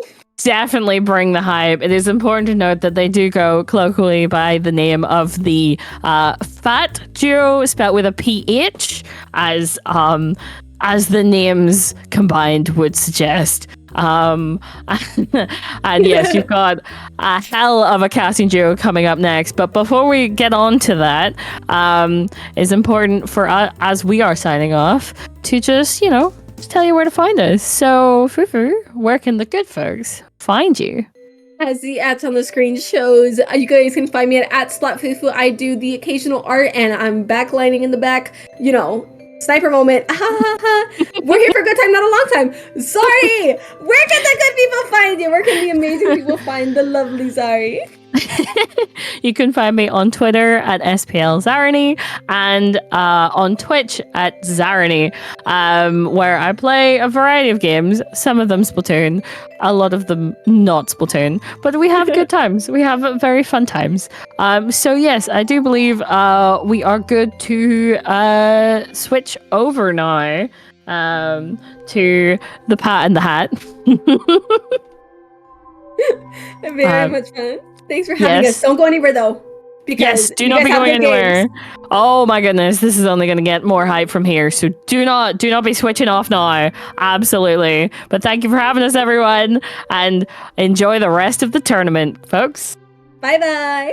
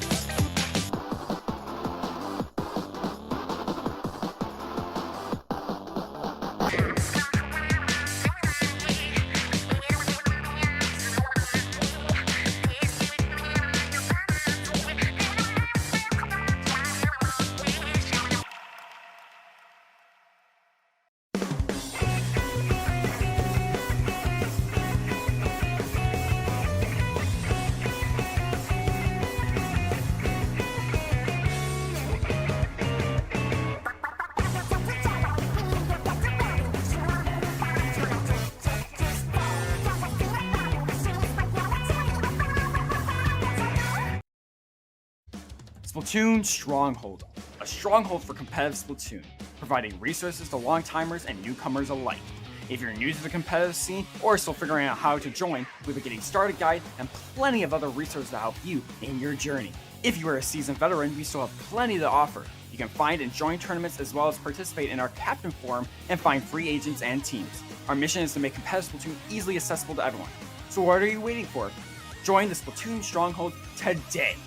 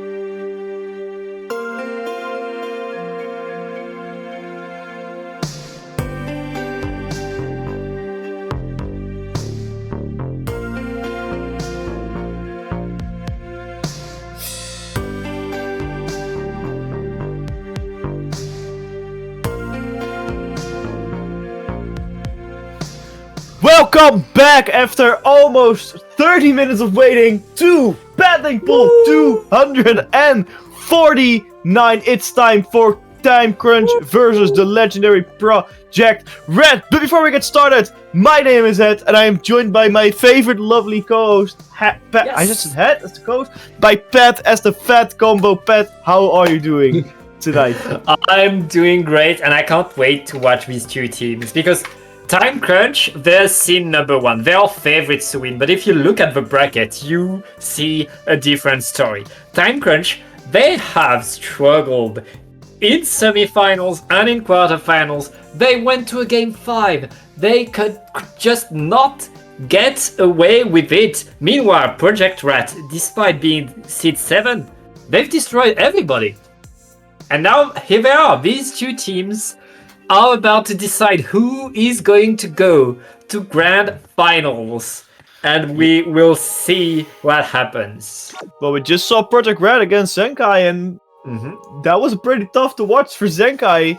Project R.A.T has been absolutely smashing through this battling pool, so I'm expecting the best of them. Like you said, Time Crunch has been struggling a lot, and looking how Project R.A.T's been playing so far, it might be a tough little challenge for Time Crunch. Anyway, we're gonna start it off on Tower Control on Inkblot Art Academy, a very, very classic Splatoon 2 map mode. And I'm gonna be interested in what these teams are going to bring out in this setup. Yep. But do you remember the weapons that Project R.A.T was playing earlier in the tournament? Because I think they were playing some interesting weapons. I believe they played Zukalus, if I'm correct. Or they only have one. They had a Zuka, they had a shot, they had a pencil, and I think we're gonna see what X is there. But on the side of Time Crunch, oh, that's Frutella. Okay, the Time Crunch is bringing their Andy's signature heavy edit splatling. Meanwhile, Project R.A.T coming back with the 3 shooters and a pencil. Yeah, I like that pencil, but I really like seeing that heavy remix or the heavy epic edit. I always keep saying it either remix or epic when it's edit. I love seeing that edit because it can do so much work. However, Time Crunch already 3 players as Project R.A.T is the first one to start pushing the tower with a Tacticooler at the ready. Pencil on the tower, going to paint forward for the team of 2. Tamako with that splatter shot going forward, trying to get to splat, trying to get some ground, waiting to get that Zuka ready, and the Zuka, I believe, is charged. Now for Tamako, very good splat on Levy by the machine from Time Crunch as Project R.A.T gets stalled off the tower. They're struggling to get past that, or to get to that second checkpoint. They got through the first checkpoint, so that's a very good opening for Project R.A.T here, Pat. Yeah, getting that first checkpoint right off the bat is very, very good. We're just at the end of the first minute, and now Project R.A.T is advancing to checkpoint 2. It's a 2v2 though, and wow, it's a 1v1. Azurai is going to move back, but still trying. Oh yeah, trying a bit too much right there. Time Crunch is going to get back control of mid off of that. But like, they're waiting for the tower to reset. Project R.A.T it is one checkpoint ahead. Yeah, and that's a very, very good start for Project R.A.T. Time Crunch had tried their best, but just need to get a hold of it. They need to play together a little bit more, find that teamwork, find the 2-in-1s, because they're struggling right now because Project R.A.T is pushing them so hard. 2 players were down for Time Crunch, 1 player was down for Project R.A.T. Time Crunch seems to have found a footing against Project R.A.T, and they're holding them off for now, but holding them off isn't the whole story. You have to start pushing as well. Slurp going in with the machine, trying to get some ground. We see that Tamako got splatted, and now there comes the splatter shot, fighting against that pencil. Pencil sees him quickly and backs off. 2 players down again for Time Crunch.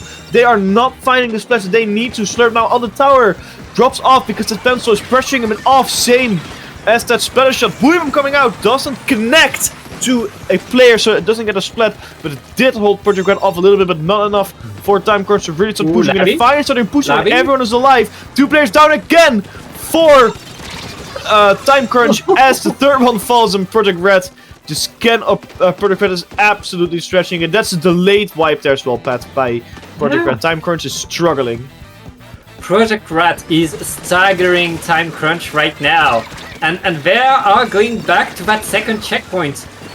They're finally getting punished as soon as Project R.A.T enters Time Crunch territory a bit too much. Time Crunch knows how to answer, but these fights for me, they're all going the way of the rats right now, and Labby just dancing behind all of Time Crunch finally punished. Time Crunch is really struggling to get that tower moving in their position. Yeah, they're definitely crunching time here because they don't have a whole lot left. It's about 145 seconds left for Time Crunch to get in, and like you said, they've not been pushing the tower. They've been struggling a lot. It's 2 players down now for Project Red, so this is Time Crunch's opportunity to get splatted. Flurp! To get a hit on, I believe, Tamako, but doesn't finish to get the splat. Luckily, the teammate of the Splash Medic does find the splat, and this is where they can capture this first checkpoint, which will be huge to help them push forward because they're still struggling with that first checkpoint. It's finally done. They start pushing. Labby going in. Doesn't find the splat on Andy. That's now good. Tacticooler goes out, and this can hopefully push Time Crunch forward a little bit. Buiybomb as well. 2 players down again on the side of Project Red. This is Time Crunch's opportunity to get to 52. They're super close. They're hitting 55, and they're almost on that checkpoint. They're on it now, and they got the lead with about a minute left into the game. Time Crunch somehow finally pushed it. It took them almost the whole game, but they finally did it, and now 1 minute left for Project Red to get that lead back. It took them 4 minutes to get a push, but that single push gave them the lead. That's all you need right now. And now Time Crunch, all they need to do is defend. And it's just Labby left standing for Project Red right now. It's a wipeout.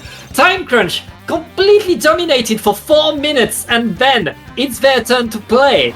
They are active, they are in there, and now they're just pushing the tower again. 25 seconds left, and they have the lead. They have everything going their way. They really made their name real by crunching time here because they got it with so little time left. 2 players down now on the side of Time Crunch. Project Red on the tower. They are preparing to get that push in. Azurai splat with the Zuka ready. Tamako used their Zuka as well. The Zuka hidden at the back gonna be tough for Time Crunch because it can really mess them up. Looking at Slurp, doesn't get the connect on Slurp. Gets hit, but it was a Buiybomb shield, and unfortunately for Project Red, who was dominating for almost the entire game, Time Crunch takes the first game of this set. In a very unexpected twist. Yeah, Time Crunch, they did the job. They did one push that gave them the lead, and then they threw a Booyah Bomb at the tower to stop it. And that's all they needed to use. Project they had the map, they had the picks, they had the fights going their way, and Time Crunch just played the objective, and by 2 points got that W. Yeah, that's peak Splatoon right there. I think Project Red after the second they lost the lead, you saw them struggling a lot. Oh yeah. They did not know what they wanted to do with it. Neither team actually got really far into the map because the best score was 50 by Time Crunch, and neither teams really got far into the map. I don't think they even got past the first quarter of the second checkpoint, to be honest. So yeah, it was a very good place by both teams within a very close opening set. This can only spell more very hype sets for the future. I also see now why Time Crunch got that 2-3 all the time, because they've been pushing so late. Yeah, they're taking their time. They're taking their time to get that win, but at least they get the 1-0 going into that winners final. It is a good way to start. But Project Red, they've been waiting for Time Crunch to get ready to get done with their game and to get in the lobby. So maybe it was just their warm-up right there. They could do more in the rest. And from what we've seen in that game 1, now that we are in counterpick, they get to choose the next map mode. Project Red, it can be expected to come back there. Yeah, I'm expecting something like my resort zones or albacore zones, if I'm completely honest with you. But Albacore zones? No, it's not albacore. Yeah, new albacore hotel, right? Albacore Hotel is only in Splatoon 2. Wait, I miss it, but I don't think they're gonna pick Albacore zones. I have still not. You mean Barnacle? You mean Barnacle? Yeah, Barnacle. I meant Barnacle. Oh my god. Going to Barnacle and Time. They understood you. They went to understood. What did Albacore look like again? It was the huge flat map with the 2 rivers. Yeah. Man. Not gonna lie, those were the days. Those were the days. I mean, we got Barnacle on Dime, which is the Tetris piece. Anyway, they went to the map. They went to this map. And with that pencil, I can completely see it. I don't think Time Crunch is gonna have a lot of fun here, because the weapons just don't suit this map as much as Project Red do. So I completely see why they got this as their pick. Though, it's a very early pick to get this map in. If they lose it, then they're kind of screwed. This is probably their best counter pick. Other than... I mean, I think my and Market are very good. Hagglefish Market, but I think. I mean, everything is good in Market at this point. And with these 8 players who are so good, any map is good. Like any map is going to work. It's about like having that extra plan that we as casters don't know. Like, I think they have lots of different options they could go with, but for sure, if Labby manages to put a good splash wall in position somewhere here, they're in a very good spot. But here we see Crunching Time bringing a pencil of their own to counter that range from Tobayo. I mean, you kind of have to on a new.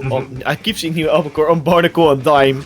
Because that pencil on that snipe is so incredibly strong. Rapid also coming out from Time Crunch, so they're picking some of the interesting weapons. Project Red swap one of their special shots to a 10 attack just to have the tri-strikes ready. And it's going to be huge on this map. It looks like the first capture will be for Project Red as they have a very strong opening push. However, no one is really splattered except for that 52 from Project Red right now. And this might look like a little bit of a push from Time Crunch, but a disconnect will say otherwise at the very first minute as Harem Shack ends the first game. But looking at that start, Project Red already a strategic advantage. I think the weapon comp suits this map way more than Time Crunch does.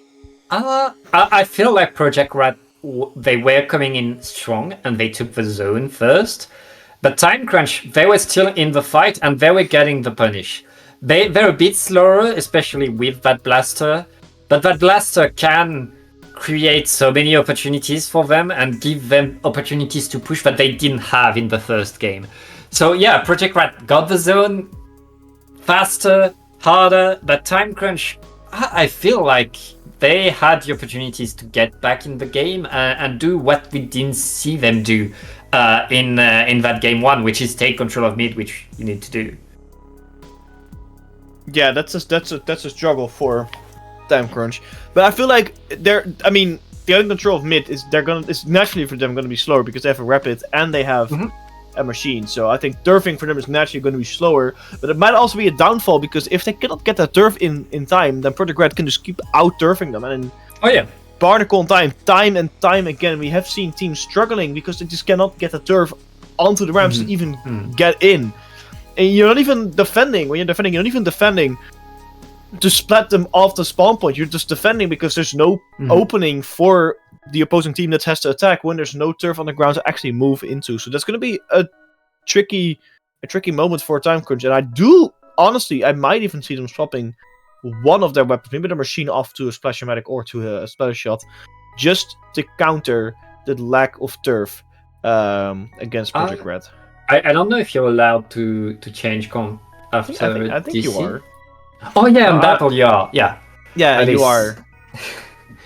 But I feel like Time Crunch for sure, if they're not able to get the splats, if they're not able to really put Project Red back in their spawn, they're gonna struggle with that zone. They really need to be able to push forward, get the splats, get control of the opponent's territory and lock them out. Otherwise, Project Red just takes this game. Yeah, and there's going to be even more struggles. Well, no, I mean, there are going to be more struggles because Time Crunch technically still has to for this set, so they're chilling. Yeah, they have accounts. I mean, they're chilling, but I feel like if it turns around so quickly now, then it's gonna be tricky because I think the map that they played first was one of the best maps for Time Crunch, especially against Project Red. in a non-count pick scenario. But other than that, it's gonna be tricky because the comp for Project R.A.T, it just works on everything. Yeah, and I think that there's the thing with Time Crunch by struggling right now. But hey, you never know. I thought they were gonna win the first well, the very good strategy. So I'm not gonna make any bold predictions here. Okay, so we just received information that which team had the DC? I think it's Time Crunch that had the DC, was Time Crunch, right? yeah. Yeah. So they are looking for a sub because their player that disconnected, Crowley, can't come back. Their internet just died. So it looks like Mango. Is that Mango from? Oh, I've seen that name before. But like a player named Mango is going to join in and be the sub. I like Mango. It's a good sub. It's good fruit. Too. Like mangoes. I like a mango cocktail. Yeah. Cocktails. With rum. Don't drink alcohol if you're under 18, kids. Oh yeah. Battling Pool doesn't approve of drinking alcohol. Unless you're Dutch, then it's, I guess, fine. No, wait, German. If you're German, then it's okay. If you're German, you can drink from the age of 16, which amazes me. At the same time, it doesn't. Isn't it like true that French people also get like wine at a very young age, like with like lunch and dinner and stuff? For lunch and dinner? No. I mean, like some sips, but not like a full glass. I mean, I know it's not a full glass, but like a small glass. You allow a kid to maybe like dip their lips into a glass and let them have a taste. I mean, it depends a lot on the families, and I'd say like France is pretty lax towards your kids, or at least teenagers drinking is like pretty normal, even though it's illegal. You know, well. Hey, the game is starting! Finally, no more alcohol talk. Let's talk Splatoon. Let's see, Mango throws out that Tri-Slosher. However, if I'm looking correctly, there's not a single ball, apart from the Rapid, there's not a single really ranged opponent that has to face Project R.A.T right now, so Sobayaru is gonna have a very fun time with that pencil there. Slurp going in for the early flank, trying to get some splats. Doesn't seem to connect with anyone as Tobayaru find him early and is already locked on them. Time Crunch, however, is the first team to capture the zone this time, changing a little bit from the earlier strategy as Project R.A.T plays a little bit slower. But there comes the capture with the Zuka, with the Trash Strikes, and now with that tactical as well, looking for that push. They got a splat, but got one in return quite quickly. That's a big crap coming out, getting two players here. Haremsak is not holding back anything as they're pushing in, but gets splatted by the splash shot. And Time Crunch, like they're unfazed by the fact that they just had to serve in a player. They are going on the attack and highly coordinated.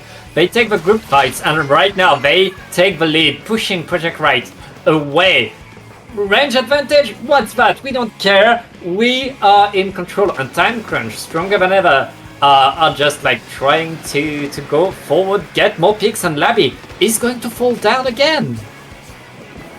Yeah, that is not putting it off. I don't know what happened between the last game and the first, between the first time I did this and now. But Project R.A.T definitely seem to be struggling, even with that pencil. Two specials are at already, and the special medic just respawned for Time Crunch. This is a perfect opportunity for Project R.A.T to start pushing at that zone, but they had to get it quickly. Only 50 ticks left for Time Crunch to get a knockout, and it doesn't look like Project R.A.T is going anywhere near that zone. There's two players fall. Can it is going to do this time? Yes, they can. Can they cap it? It is just the special alive, but no, unfortunately, against the odds of a lot of people, I think, Time Crunch KOs the second game in a very, very dominant fashion. That was powerful on the side of Time Crunch, really. You said like, oh, Project R.A.T has the range advantage, the comp advantage. Time Crunch didn't care at all. No, just it is not at all. Got the picks and they just maintain the fight constantly onto Project Rat. Project Rat couldn't get any space without being shot at. And what a way to get a game 2. What a way to sub in, honestly, for Mango. Like, just getting in, no warm-up, and just getting that W. That's pretty nice. And now Project Rat, they have to change everything. They need to change what they were doing, because it's a different team with a different player on it, and they need to counterpick again. That crap I think we saw earlier from our arms, like that was like the first major change in shift for Time Crunch. That really opened the door for them to get a very defensive position, and that was a very, very good play. And after that, Project Red was struggling to get out of that spawn, and that's the big part of Barnacle and Diamond, why a lot of people counterpick it. It's a pretty tough map to get that control, but once you have the control, it's so incredibly easy to keep it. And I think that's a very big reason why a lot of players opt for this map over Hagglefish Market. However, I do think Project Red might play it safer and pick Hagglefish Market, because they need to get some victories here. Mai might also be a good contender for Splat Zones. Assuming they're going to pick Splat Zones again. But if they go with zones, because right there, Time Crunch showed that they can have a control of a map that were eluding them in that tower control. So Project Rat might want to change the way they approach this, and might want to change the mode. I mean, at this point, what are we going to pick then? Are we going to pick Clamblitz? It's a bit of an off pick, I think. I don't know. Honestly, I think they're likely to go back to zones. But like, anything's possible. Anything's on the table. And yeah, I mean, the most likely counter pick in any paddling pool will always be Hagglefish Zones. I don't know think the rules, That's just Splatoon in general. Oh yeah. That's just Splatoon, but like when you have these teams, these high-level players, that's the map mode they want to play on. That's always the map mode they want to play on, especially if you have range advantage. Barnacle doesn't work, go to Hagglefish. What if Hagglefish doesn't work? And Barnacle doesn't work? Then it's the end. Well, we're going to Clamblitz on Crab Leg. Wow, okay. I am hot on the predictions right now. That's 2 for 2. Well, 2 for 3. I didn't predict to win, but hey, it's something. For map predictions, I'm going strong. Yeah, that's pretty nice. And yeah, Crab Leg Clamblitz is such a honestly a fun Clamblitz map. Until someone brings a Kraken, and then it's not a fun Clamblitz map. We're playing Splatoon. We don't like fun. But for Project Rat, this is a very good counter pick, because now they have a pencil. If Time Crunch didn't bring the pencil back on Barnacle after the sub, I don't think they'll bring a charger on the. Oh no, definitely not. I feel like the fact that they dropped their backliner for frontliner might have actually helped them a lot in the kind of playstyle that Project Red has, and they're now having to adjust to it, because Project Red has been doing a lot of very aggressive pushing here, as Time Crunch playing a little bit more safe, but now Time Crunch only has players that are really hard pushing. And I think that's something Project Red is starting to struggle with. We saw a lot in Barnacle and Time, where they just couldn't keep up, and that might be the same on Clamblitz, because Clamblitz can either end very quickly or it can take a long time. It depends on how defensive Project Red is willing to play it. So let's see it here in game number 3, potentially the matchmaking game for Time Crunch. But it can also be the opener for a reverse sweep for Project Red. We only have to wait and see what the teams are going to bring. It looks like Project Red stayed with the same comp. Time Crunch, however, swapped out Slurp's Machine for a pencil that is still going strong at the backliner. They want to have that pencil just to be sure, just be fighting over the long distances, and they don't want to have Tobiyaru on the high ground whilst Time Crunch is There's nobody that can really fight him other than the Rapid Blast, which is pretty slow compared to that pencil. Let's see who's gonna go. Andy has the tactical at the ready. It's looking at Tobiyaru. Throws out the little missile. Can they get the split? Look at Tamako as well. Harmstar going in. Gets a crab at a very strong position into the spawn. Can they get the split? Somehow everybody in the spawn survived the crab. And it didn't really do anything. Wow. What a very interesting opening for Time Crunch. However, 2 players down is Project Red's turn to push. Despite that crab being in such a strong position, Project Rat didn't care. They just dodged it, went away, and didn't get nothing came out of Time Crunch's way, despite that very, very strong push. And right now, Project Rat is back into mid, back into the fight. And one thing to note, Hat, is that Time Crunch, they are running a double inkjet comp. They want these inkjets, and honestly, I feel like these inkjets are always weird on these grades, but obviously there's something I don't know. I mean, you can shoot down. That's kind of, if you ever shot down like that, it's kind of funny, but I think that's about it. I mean, it's very hard to dodge these shots when like half the map you can't really stand behind because it goes through. So the inkjets are the Ixukas are very strong. It's just they're not really making the best use of it here, as Project Red seems to get a lot more splats than Time Crunch. However, Time Crunch is preventing every single push. Project Red is throwing at them, so they're also doing a very good job. However, defending isn't all. You have to also score some points to at least get a lead, and neither team is doing it right now. Yeah, both teams still struggling just to get that control of the mid. Project Red has a bit more clams, but it doesn't matter because right now there's a lot of fights going on, and it's all about really the team that gets that control of mid will have the opportunity to push. But right now the clams don't matter as much. Oh wait, it looks like Project Red is getting numbers advantage right now. Yeah, they have a Bow Clement already. Finally, they have the Killer Roll 5.2 as well. It will be activated. Let's see if this would be the opener for a push. They lost a player here, so did Time Crunch. The basket's moving close. 3 players down on the side of Time Crunch. The Bow Clam is jumping in, and the basket has been opened. The last player from Time Crunch, and he's trying their best to get everybody out with an inkjet. But apparently, it's not working. They're finding at some players out of their space with 57 as the opening score. A very, very respectable push after almost 3 minutes from Project Red. Yeah, very, very good push. That's 2 super clams and a clam. Time Crunch is going to have to beat that, and they have 2 minutes to do so, but they already have a super clam added to the pity. So they're already in a good position to get a counter push, get on the attack. They just need to get the position right now, and the position is not really going for them. They have 2 players down, and Project Red is holding strong with 1.5 minutes left. Yeah, Project Red is definitely doing everything they need to do to get this win into the game. Power Clam at the hands of Time Crunch though. That might change everything if they can get it to the basket. 1 player is down for Project Red. Will this be the opening? There goes Mango, pushing deep. Has the inkjet at the ready.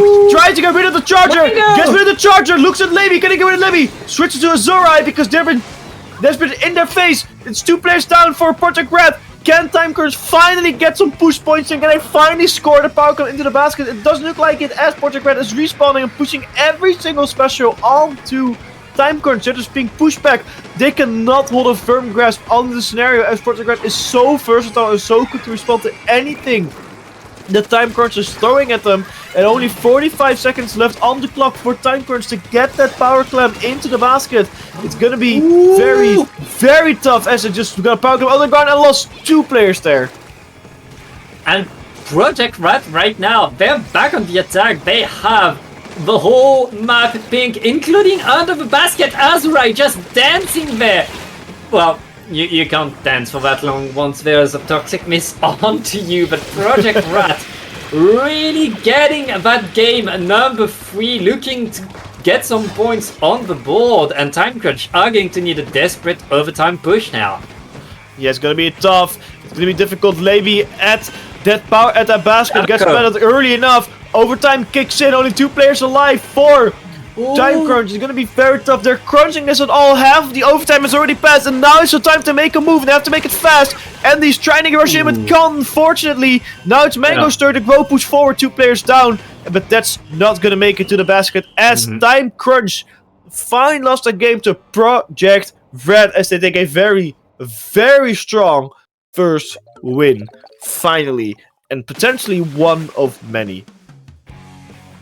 Project Rats finally finding the flaw, the weakness into the Time Crunch. But now Time Crunch, they get to decide what map mode they want to go in next. And I have a feeling it's not going to be like wide open grounds. I have a feeling they're gonna go no backline and just get fights. I think so too. It's interesting how Project Red turned this one around, especially given the weapons that Time Crunch were playing. But Project Red, definitely their strong suit here is responding to every single scenario Time Crunch throwing at them. The way how versatile they played and how they responded was absolutely beautiful. And I'm talking about stuff like that crab tank, just avoiding it, and the into the spawn, everyone's dancing around them, only having one player bust away or move away just for everyone else to score points. So the second that Time Crunch did anything, is throwing every single special at that singular power clan just to get it out.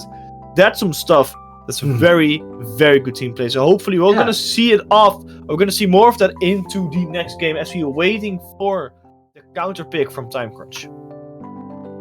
And the counter pick is coming. It's going to be Mako Zones. I mean, yeah, I see it. When you have the sloshers, the way Time Crunch has, Mako Mart's a good pick. It's always a good pick. Yeah, I like Mako. It's not as wide, it's not as open as Barnacle. Yet, it is open enough for the weapons to work. I think it's a good hybrid. It's definitely easier to get out of your spawn because you just have 2 direct routes. However, the same problem for Barnacle still arises, that if you cannot out-turf, you're gonna have a lot of trouble. Yeah, turf is going to be the question, but I feel like Time Crunch is just looking to repeat what they did on Barnacle, and we'll see how it goes. But yeah, it's match point for them. They are... What? Andy bringing the Dynamo back. That's Andy's signature. That's risky, but I like it a lot. Dynamo is not a risk when it's Andy playing. That's true. That's true, I'll give you that. But still, I want to see how it's going to go to Andy, though. Doing a lot of work on the turf. Every time he flinks, there's just so much turf on the zone instantly. Yeah. It's so funny. Project Red, however, is the first team to capture the zone. And now Andaro is looking to push. Was it Andaro? I believe it was... No, the Tonko was looking to push. Yep. Looking to push Andy. Andy now fighting against that special shot. Does not give a damn. Ups to jump out of that just to be safe. But man, what a brave Dynamo Andy is. Yeah, but right now Project Rat pretty unfazed, keeping the zone. They're past the 60 points mark, and they are holding that zone pretty strong. The Tri-Strike and the Inkjet are going to contest that, but not enough. It's just neutralized. It's just slowed down. Time Crunch still struggling to apply penalty. Finally, they get it, but they have yet to get rid of all the rats around it. Yeah, it's gonna be tricky. They're all just running around. They're all just waiting. They're all just chilling, hiding in those little corners, just like rats do. But it looks like now everyone is finally into the spawn, and this is Andy's time to shine. Opting to play a very sneaky play, but now with the killer whale coming out, they're not going to survive for all too long. However, Time Crunch is slowly making their way towards the lead. However, it's just a special alliance. 2 players go down for Time Crunch, and looks like Project Red is going to take this zone with ease here. Yeah, Project Rat back in the game. They keep that lead, but we can expect more points to be scored. It's just the start of the game right now. Time Crunch preparing for that push. They already have the Tacticular at the ready, and the Tri-Strike is coming. That's going to allow the rest of the team to just run in and try to get these fights. And the Crab Tank coming in. allowing Time Crunch to maintain the push, but Project R.A.T not really minding, and right there, they are keeping that lead and they're extending it now. There is no more penalty, and Time Crunch, that's not the counter pick you needed to take apparently, because Project R.A.T is in full control. Yeah, they're struggling a lot right now, Time Crunch, and definitely crunching it for time. They can still do it though. Mango putting big work onto the zone. However, everyone Project R.A.T stop their focus, planning and boost their focus on the big zone. 2 players down though. Can they get it off? Yes, they can. They captured or they held the zone to lock it with only 2 players left alive, putting us in a 2 versus 2 scenario. They are working for that reverse sweep, and they're definitely giving Time Crunch a run for their money. With 2 players down, Project R.A.T just painting the zone a bit more, a bit longer, and getting that sweet game 5. We now have a decider between these 2 teams, and it's been a wild ride, Hat. I can't wait to see on what map mode we will decide that, but right there, I mean, Time Crunch and in bringing the Dynamo maybe was a bit too much. Like they were like 3 ledges options. Meanwhile, Project R.A.T just with shooters and chargers, not really minding these ledges, taking the fights the way they want and just painting the zone more. Yeah, I wonder what this map. I hope the final. I hope it will be Rainmaker, so we have every single game mode here. That'd be cool. You know, if it's only like Rainmaker, Undertow or something. Rainmaker would be nice, yeah. I think it would be interesting as well. What do you think? What do you think is final will be playing? Other than Splatstone Cyclefish. I mean, it's always a possibility. it's always Splatstone Cyclefish. And it's always fun games too, so I wouldn't mind. Whoa! It is Rainmaker! Let's go! Okay, I am going strong. I am going strong. You are. And Rainmaker Humpback. I like that a lot. I like that a lot. The Dynamo's coming back for Time Crunch. The Dynamo. Oh, 100%. Oh, 100%. I think it's gonna have a lot of fun here. However, that pencil. Ooh. Ooh. Like, it's on Time Crunch there to really stop that barrage of shooters, bombs, and pencil shots that Project R.A.T have been throwing. If they can cut the distance, use these ledges and all that geometry of a map to their advantage, they can make the points. But the problem is, past elbow, once you are on the enemy street, I feel like it's very, very good for the pencil and the shooters. Yeah, I agree. Especially that pencil up has some very good strong shoots, and the pencil can also very much defend the middle if they really. Early on. Oh, the Dynamo might have something to say about that. Let's see the finals matchmaking. It's the tiebreaker in this set. Let's see what we're gonna have, and it looks like both of these teams sticking with their guts. They're going to bring out the best of the best. Let's see how this game 5 is going to go. Who's going to get that first Rainmaker pop? Both teams are very fast onto it. It looks like Project R.A.T has that first pop. However, Time Crunch used the opportunity as they were not popping the Rainmaker to set themselves up a little bit into more favorable defensive positions. As now Andy into the middle gets a very good spell on Azurai, and now looking at Tomoko and Leiby gets a good spell onto Andy though, but took some big damage, has to back off. Kinuo coming out, Tactical coming out, everything is out on the field just to get the push started, but that push ended up at only a single point and 3 players down for Project R.A.T. Yeah, and Time Crunch gets the control of mid right now and not wasting any time, already advancing to the street and getting that first checkpoint. That first checkpoint is going to be key, and with the Booyah Bomb, they're able to push into the street. They're trying to go further, and that's going to be a bit more points, especially with Slurp getting a few more picks. Valor 20, Mango! 18, Mango! Mango not caring. Wow. It's not over, Pat! It's not over. They have the cooler. They are back in there, trying to get a bit more. Tobayeru falling down to Andy right now.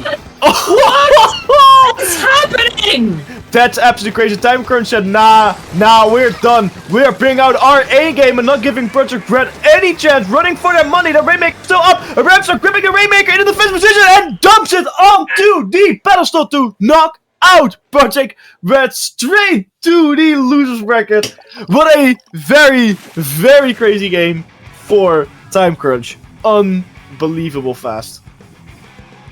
After such a close set, we see Time Crunch just, okay, we're done with this. And that has been Time Crunch. Time Crunch, this is their third Game 5 in a row. They are the Game 5 veterans in this tournament now.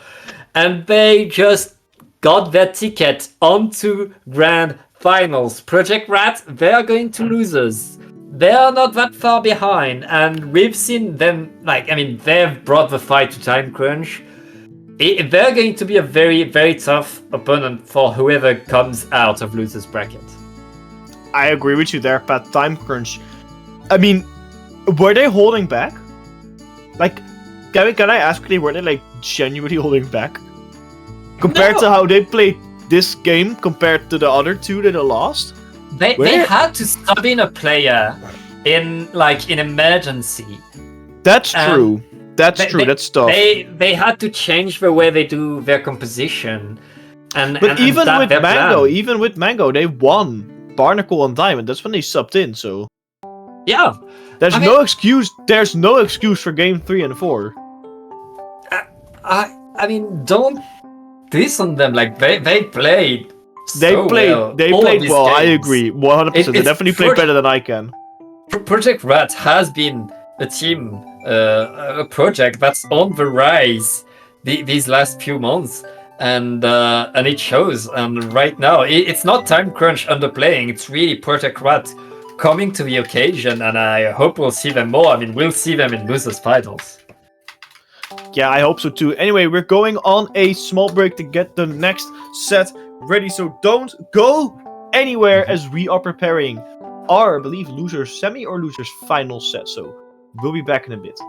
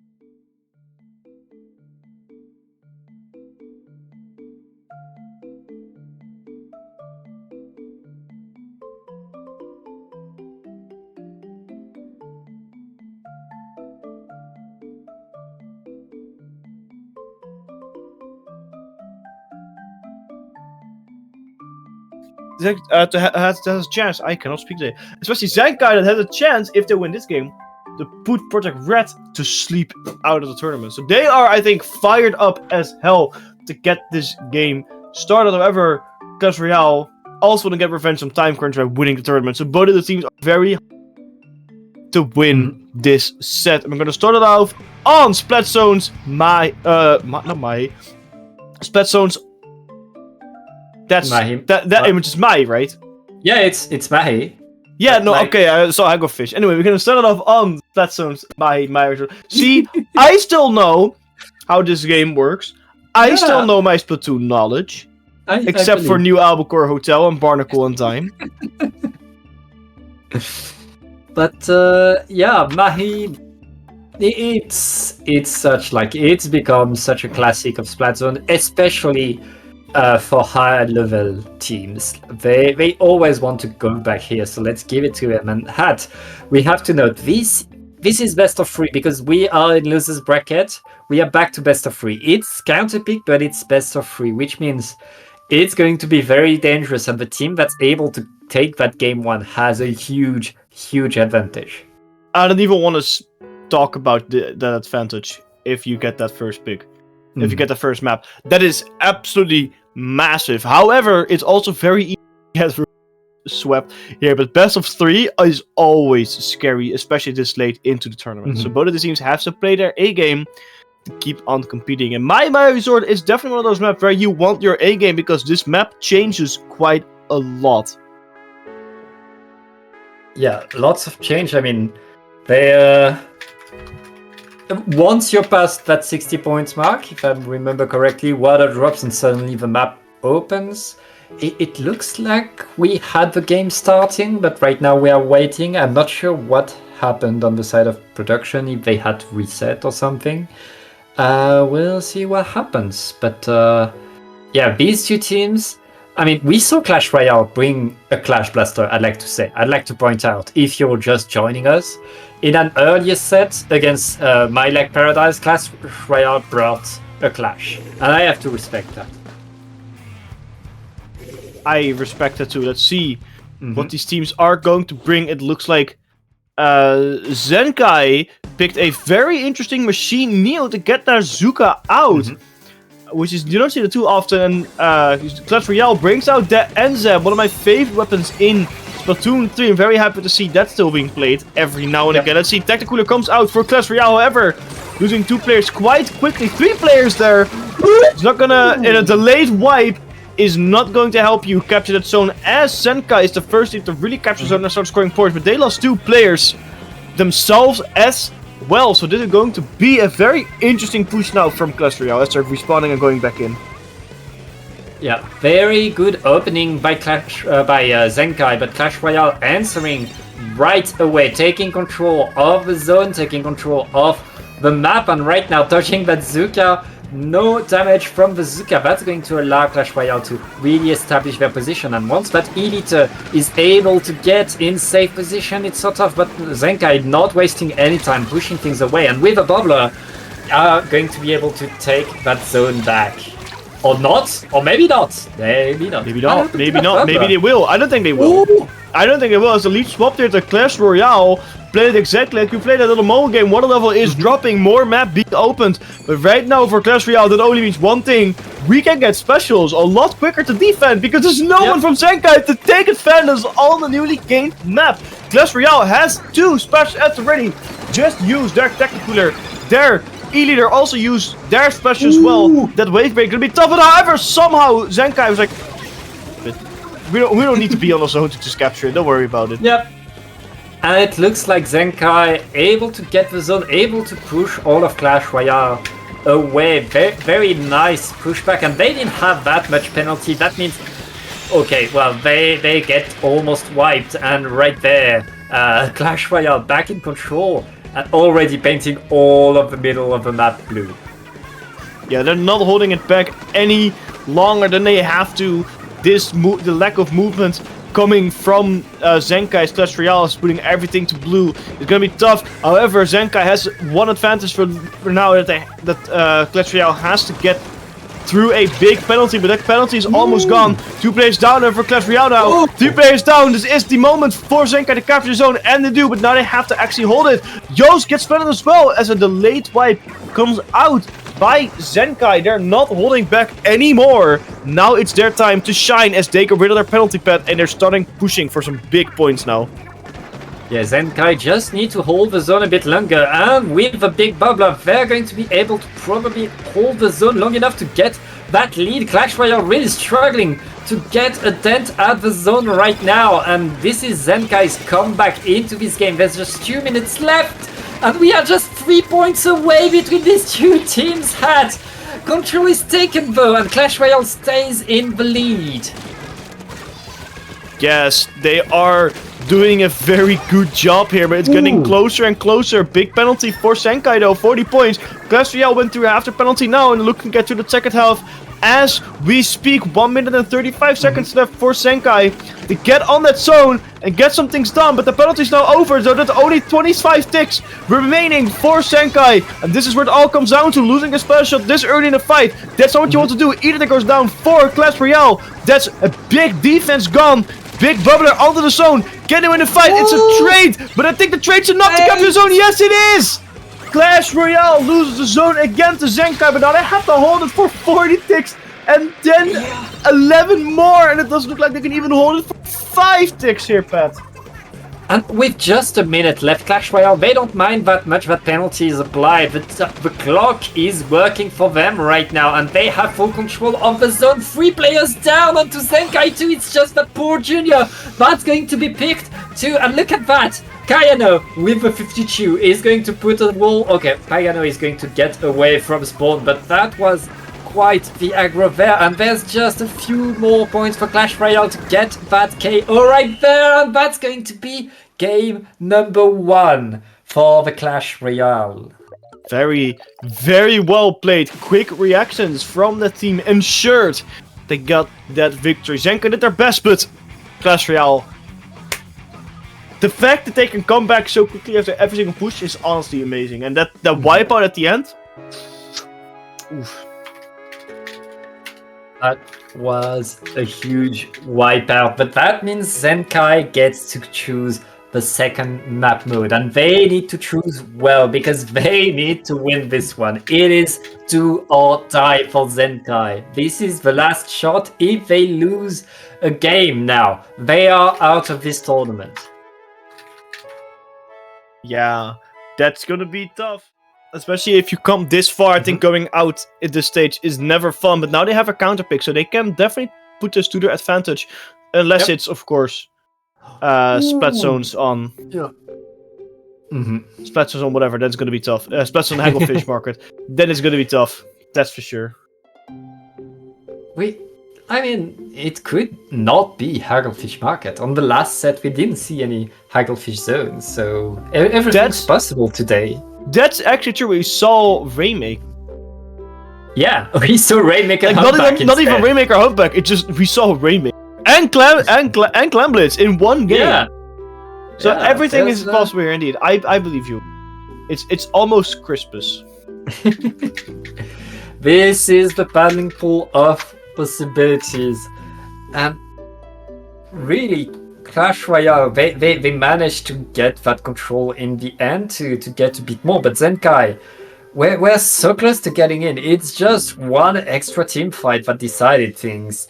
So these two teams are pretty even, and if Zenkai really finds their groove, finds a way to counter what Clash Royale is doing, they could very well get back in there and at least get to a game 3.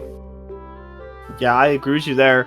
Zenkai has every opportunity to get that third game, and however, as Clash Royale was responding to Zenkai, it's gonna be tricky. That's for sure. Let's see. It will be tower control on Mekomart, a very good pick for Zenkai. I think one that's definitely suiting their weapon picks a lot more than splat zones in general. I think, but especially splat zones by.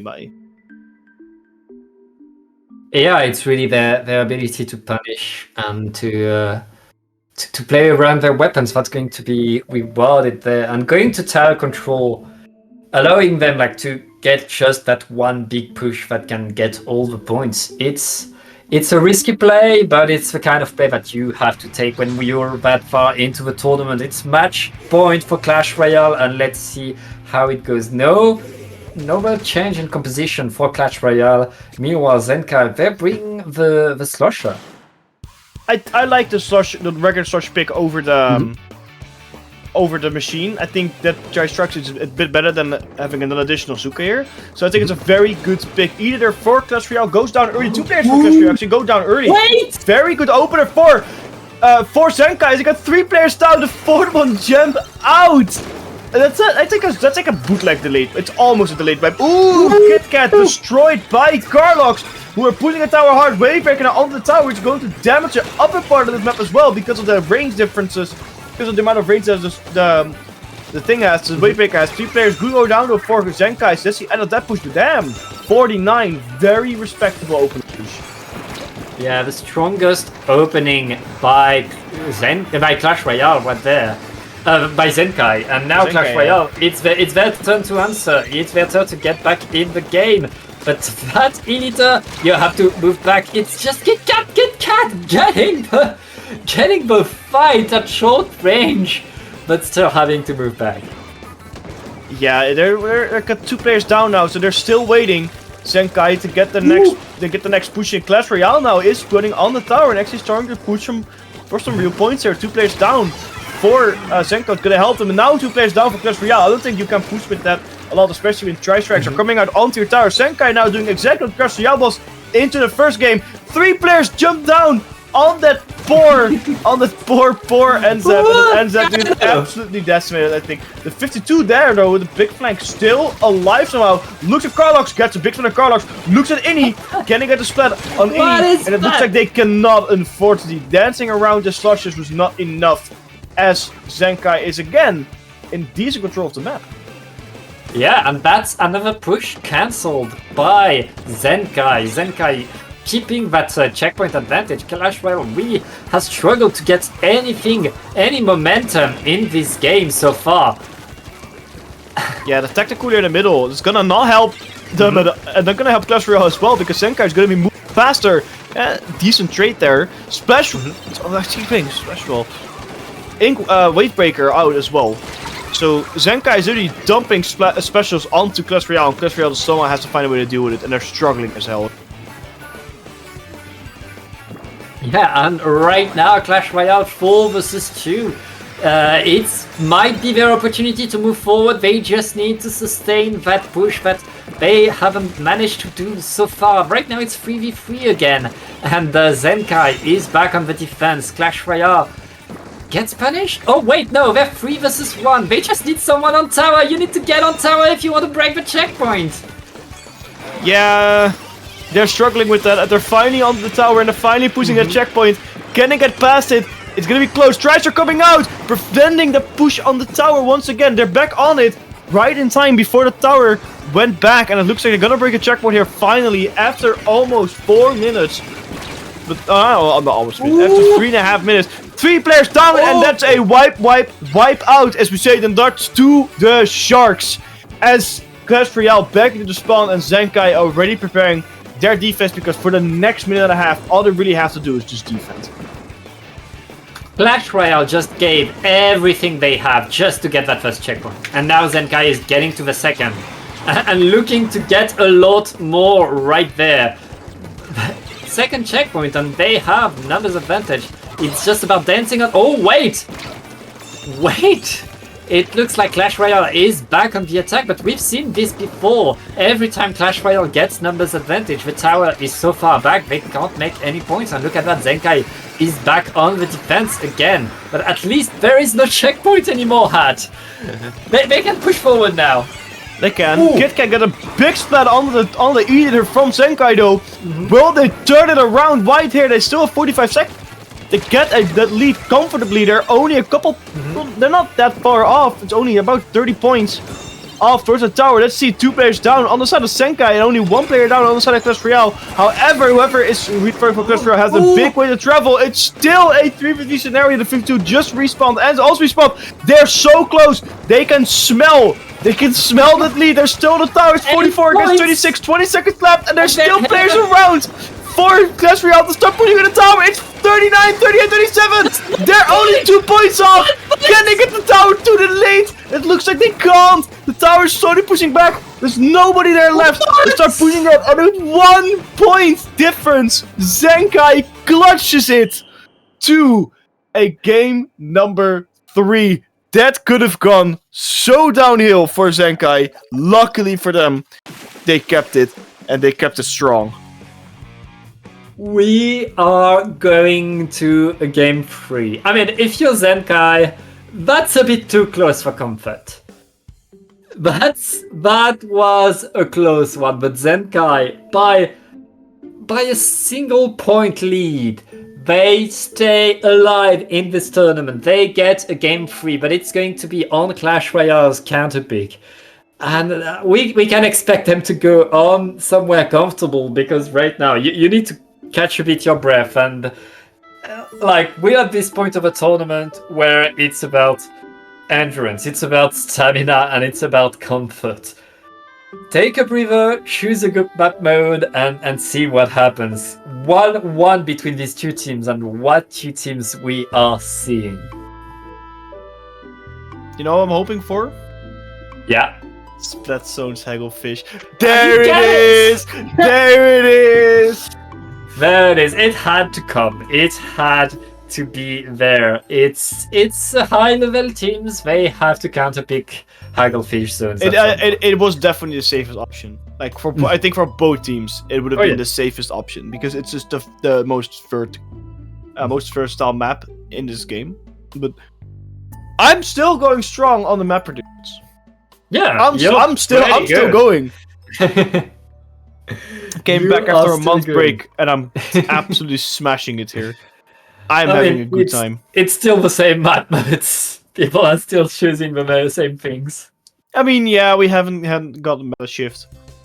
I'm hoping in a future update that we get a big meta shift, but who knows? But here we go. Winner goes to losers final, and losers goes home. It's going to be another Elite duel for this game 3. Couldn't want it any other way. And we have pretty much mirror comps. It's just the 52 gal versus the machine. Yeah, I think these are also two very good weapons. You can rotate in and out. They basically serve the same purpose. 52 is a bit faster. Machine just does a bit more damage overall. Let's see how it's gonna fare though. Clash Royale scored some points on the zone, but can they keep it as they lose some players? And Zenkai captures that zone here to start the first big push of the game. 2 players down for Clash Royale as well.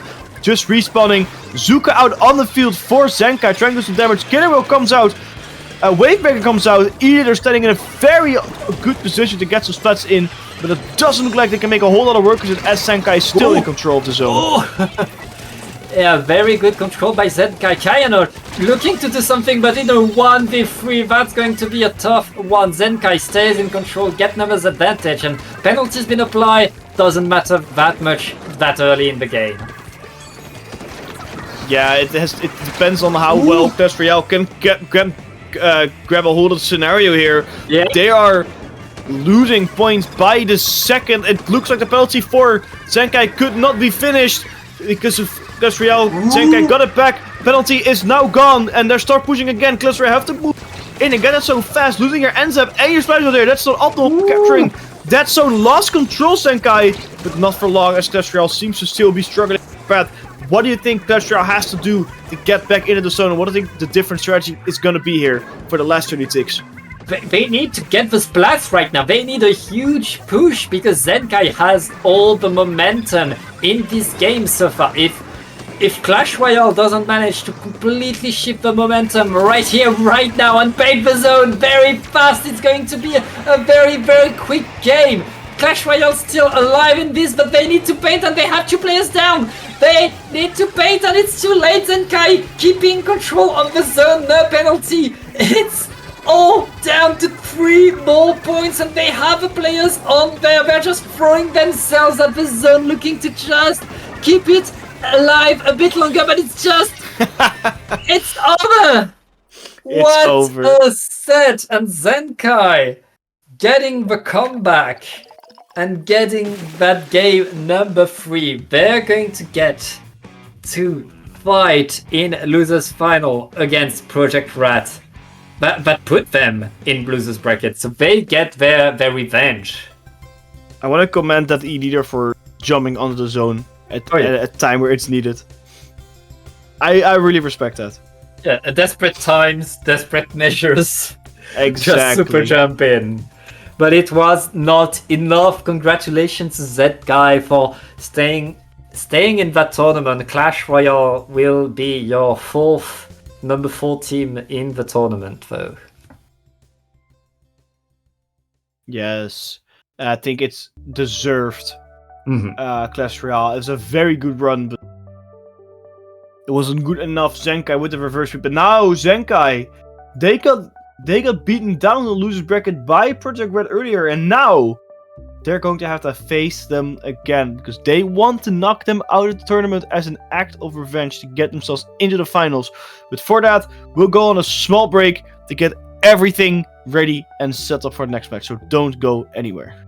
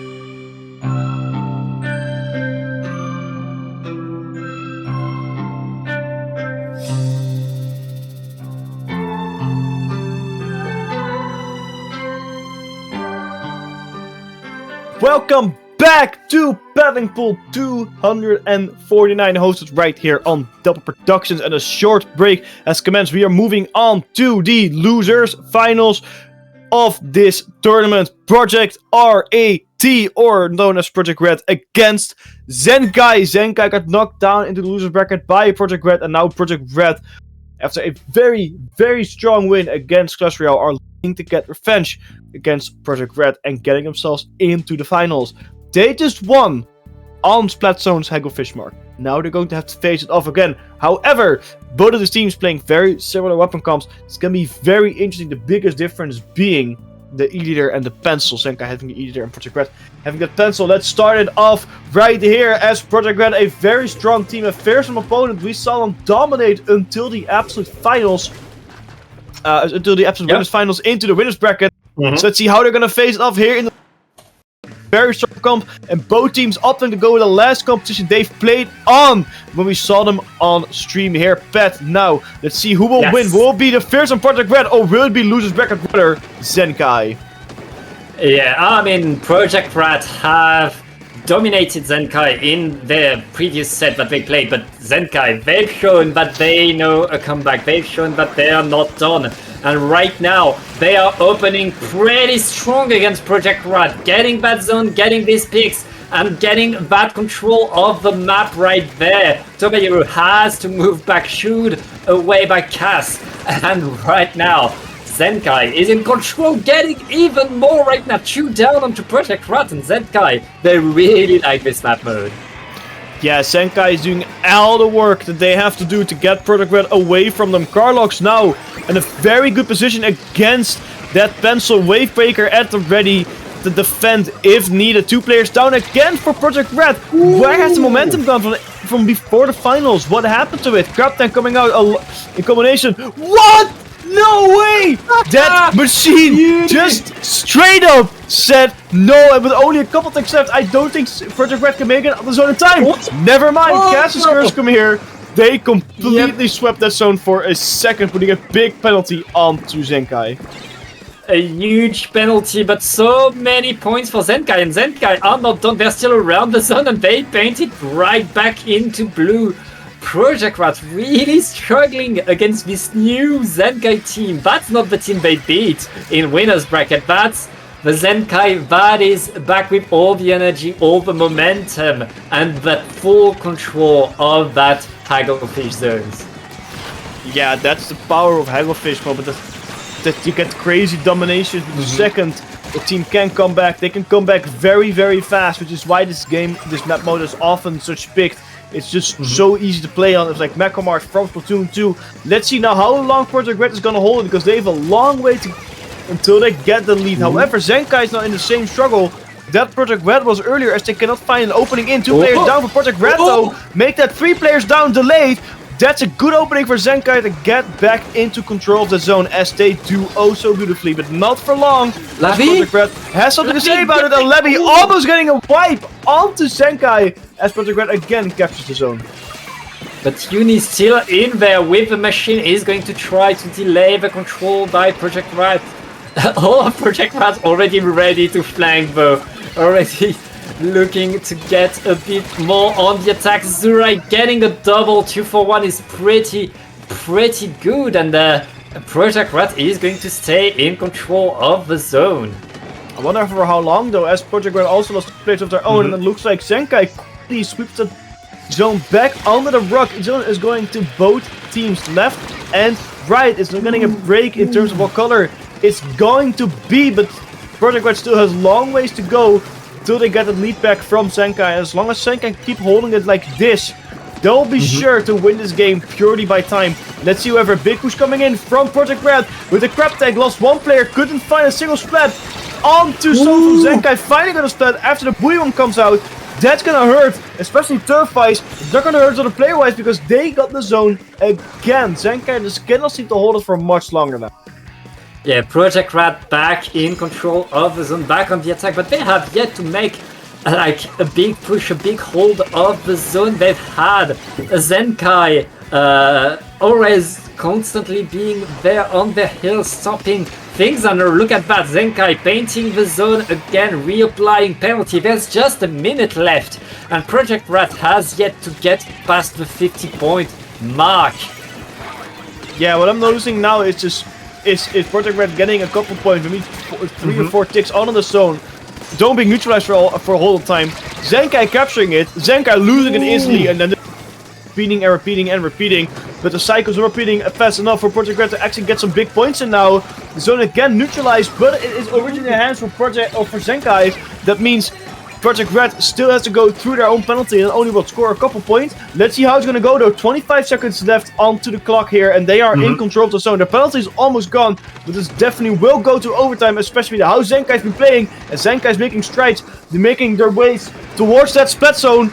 Killer comes out from Project Red, getting at the splat. No, it can't. Bouillon comes out for Uni onto the zone. This is the moment for Zenkai start pushing, especially when it goes down for Project Red as well. It's 30 ticks left for Project Red to get a knocker. 2 down, but unfortunately, Project Red couldn't hold on to it as Zenkai captures the zone and takes game number 1 in this crazy best of 5. Zenkai, who were down 3-0 against Project Red, now they get the game, and that's the game that counts. This is the set you want to win, and Zenkai opening the scores, letting Project Red choose the next map mode. That's how you want to start it. That's how you want to establish momentum. That's how you want to show, okay, you got us once, now it's our turn. And Project Red, they really struggled against this Zenkai to really get any points going. Yeah, that the power of Zenkai there, the way they just kept on flying towards the zone, and the way they just kept on recapturing it so quickly and so quickly and so quickly. That's the power of Zenkai. Let's see though what the counterpick will be from Project Red, because they have all the opportunity to get some good counterpicks in, and they had some solid practice with counterpicking against again.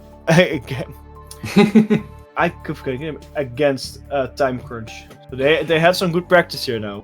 Oh yeah, and if you're Project Red, there are 3 map modes where you know you can beat Zenkai because you did it already.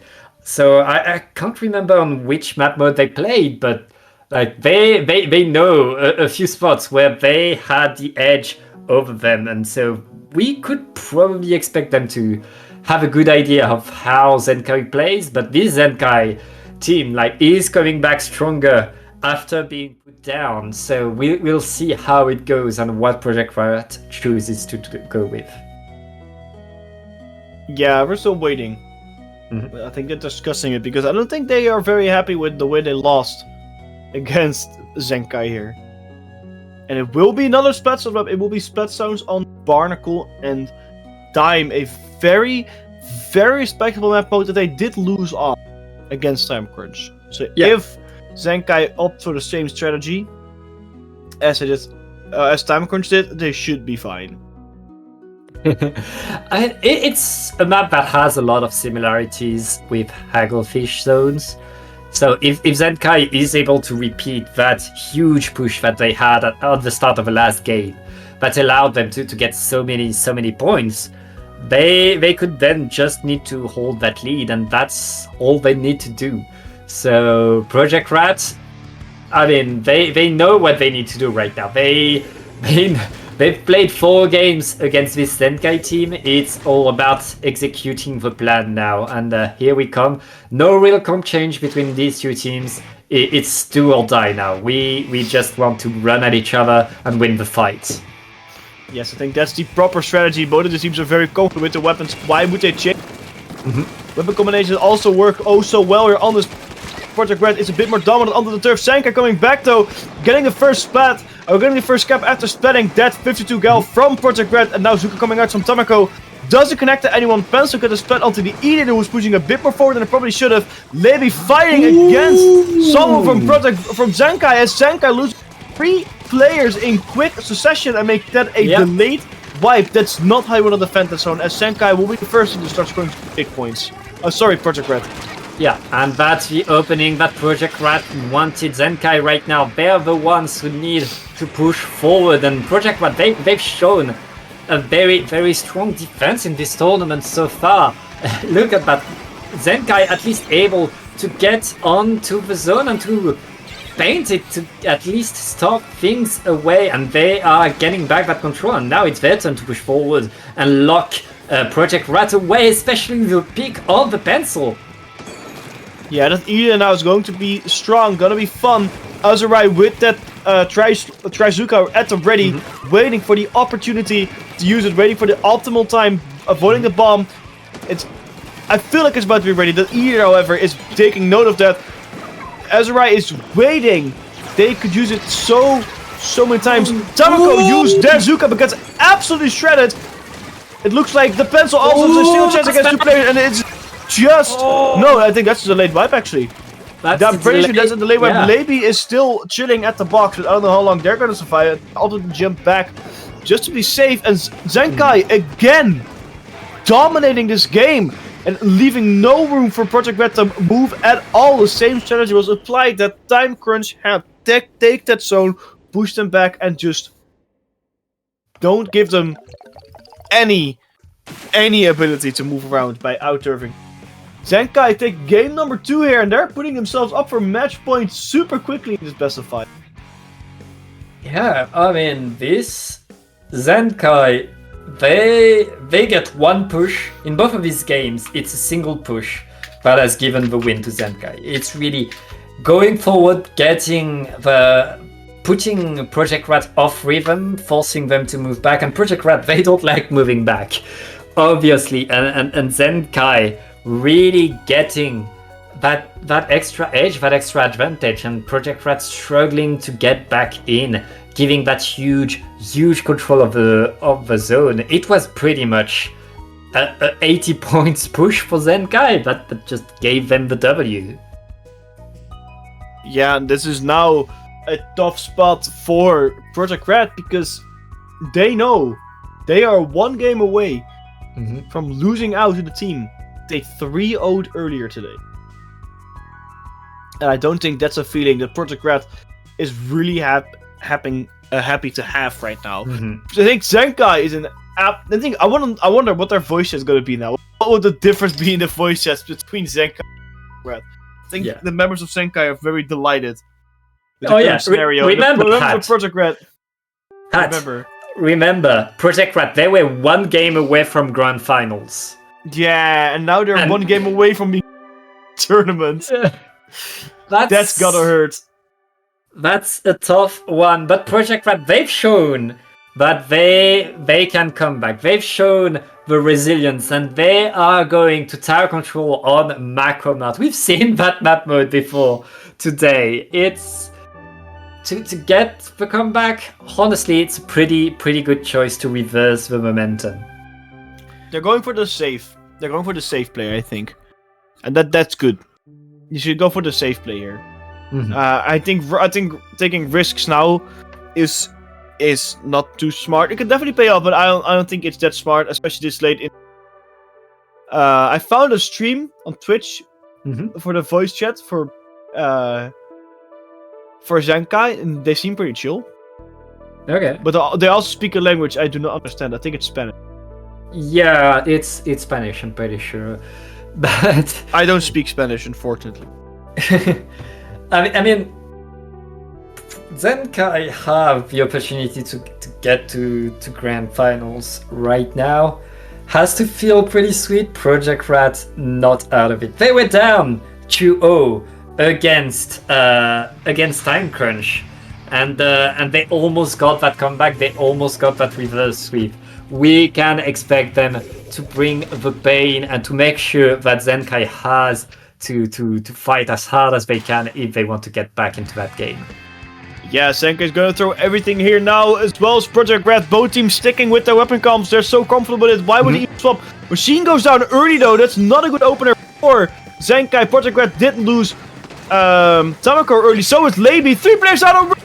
Zenkai hits a wonderful opening yet again. However, nobody's on the tower. They responded way too late on the tower. A big tactical coming out to repay the fact that they were late on the tower. And it's going to be a very quick first checkpoint capture by Zenkai. They're looking forward to push even further. And that early first checkpoint is going to be very, very good for them. They're still advancing. They're still moving forward. Right now, it looks like Project R.A.T is finally cleaning up, finally securing their side of the map, pushing the Zenkais away, and Project R.A.T back in control, but now they're gonna need a good push of their own, and they're gonna need to get that checkpoint. And I think they'll get the checkpoint with 3 players down. I'm pretty sure. Yeah, that looks pretty good for them. Yeah, I mean, they got the checkpoint, and they got still a couple dry strikes onto that area as well for Zenkai. However, Zenkai is respawned and are ready to push back. They have 1 player advantage. As the pencil goes down, the lead will probably be swapped here. Good push by Project R.A.T. Project R.A.T still not done. Tamako using a big Suka splatter shot from Zenkai gets splattered, and now Tamako under the tower, pushing a little bit further to 45. This might be the end of the push, with 2 players down for Zenkai. It's going to be a big splat by Carlox onto Levy, getting rid of that flanker. Now looking at Tamako, who's fighting Uni. Tamako won the fight against Uni. 2 players are going to fight Tamako. Now Tamako fighting against splattered. Lead is still in control of. The lead is still in the hands of Project R.A.T. Yeah, Project R.A.T with the lead now, but the lead is so small, and we are in the same checkpoint. The lead doesn't matter as much. It's the team that's going to be able to get the next push that's going to get it. And right now it looks like Zenkai is back on the attack, but Project R.A.T stomping there in their trap. Tamako just playing the aggro there, forcing all of Zenkai to look at them, and with the Zuka at the ready. Okay, they're punished by the sniper. Yeah, that sniper is going to be a strong player to fight against. Let's see how Zenkai will take this push. So this is the second set of pushing. Yep. They don't have to worry about a checkpoint. They don't have to worry about anything other than whatever Project R.A.T is throwing at them. And whatever Project R.A.T is throwing at them seems to be working for them. As Project R.A.T has stopped that tower from pushing, only pushed it to 51. That's a 4-point improvement. That's not enough to get that lead. Now it's R.A.T onto the tower, pushing it back to the center here. Pat Zenkai were dominating early on, but now it seems like they're struggling to get that tower moving. Yeah, it looks like it's an all-out fight, and these 2 teams are too even right now, but Project R.A.T has the players down. Zenkai is likely to get another push. It's just Tamako looking to delay things to get a few picks, and Tamako getting 2? Well, no, just getting 1, and then all of Zenkai is going to advance. They only need to make 6 points to push 6 points further to get that lead, but all of Project R.A.T is already on the defense and pushing them away. Yeah, but Zenkai is not done yet. Tacticooler is launched and online. That's going to be a big help. Tomoyaru in a very good spot. Misses every single shot. Zenkai is so close. They're on the tower. They're pushing it. The lead has been swapped again. 1 minute and 50 seconds left. And Zenkai is now in control of this game. It turned around yet again right before the checkpoint. It's going to be a fight for Zenkai to hold Project Red on the checkpoint. Boom coming out of the tower a little bit early if you ask me. Splash shot goes down for Zenkai. That's not a good spot. You wanted them alive. Same with the NZAP. You needed Technicooler for defense as Project Red now uses their own Technicooler path.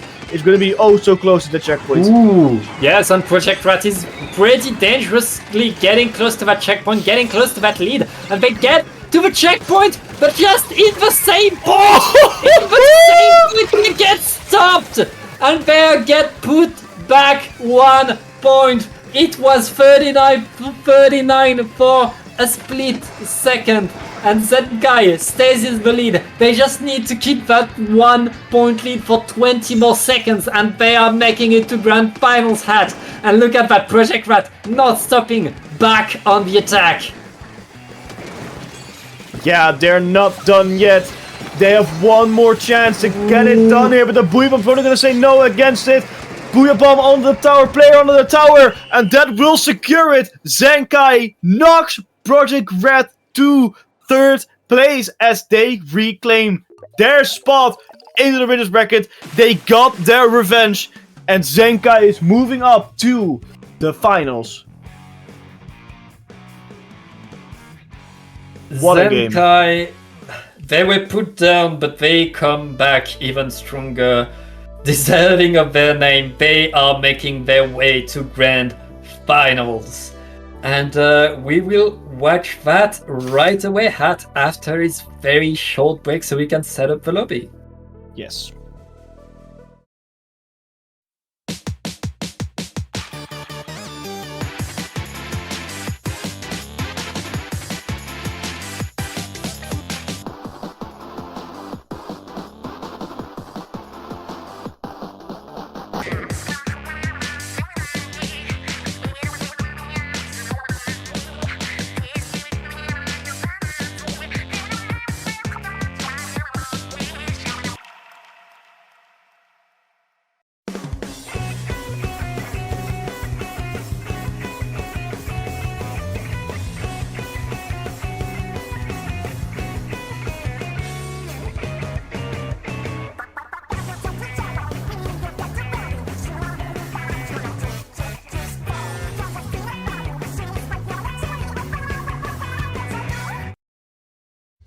Splatoon Stronghold, a stronghold for competitive Splatoon, providing resources to long-timers and newcomers alike. If you're new to the competitive scene or still figuring out how to join, we have a getting started guide and plenty of other resources to help you in your journey. If you are a seasoned veteran, we still have plenty to offer. You can find and join tournaments as well as participate in our Captain Forum and find free agents and teams. Our mission is to make competitive Splatoon easily accessible to everyone. So what are you waiting for? Join the Splatoon Stronghold today!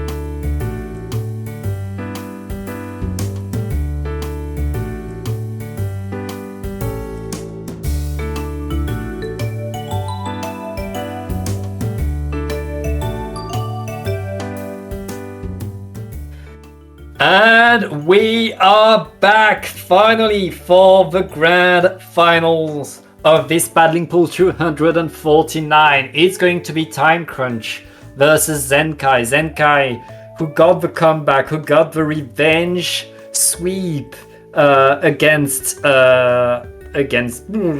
Project R.A.T right there. Now looking to go against Time Crunch. Time Crunch, they have struggled. They've got 3 game 5s in a row, but here they are in grand finals. And now Zenkai, they're going to need a bracket reset to take on them. But it's all going to start on Rainmaker, on Undertow Spillway. I think it's the second best Rainmaker map. Time Crunch has been waiting for quite a bit now to actually start playing a tournament set again, so I'm pretty sure they'll be cool. They will cool down a little bit. Zenkai, however, absolutely fired up.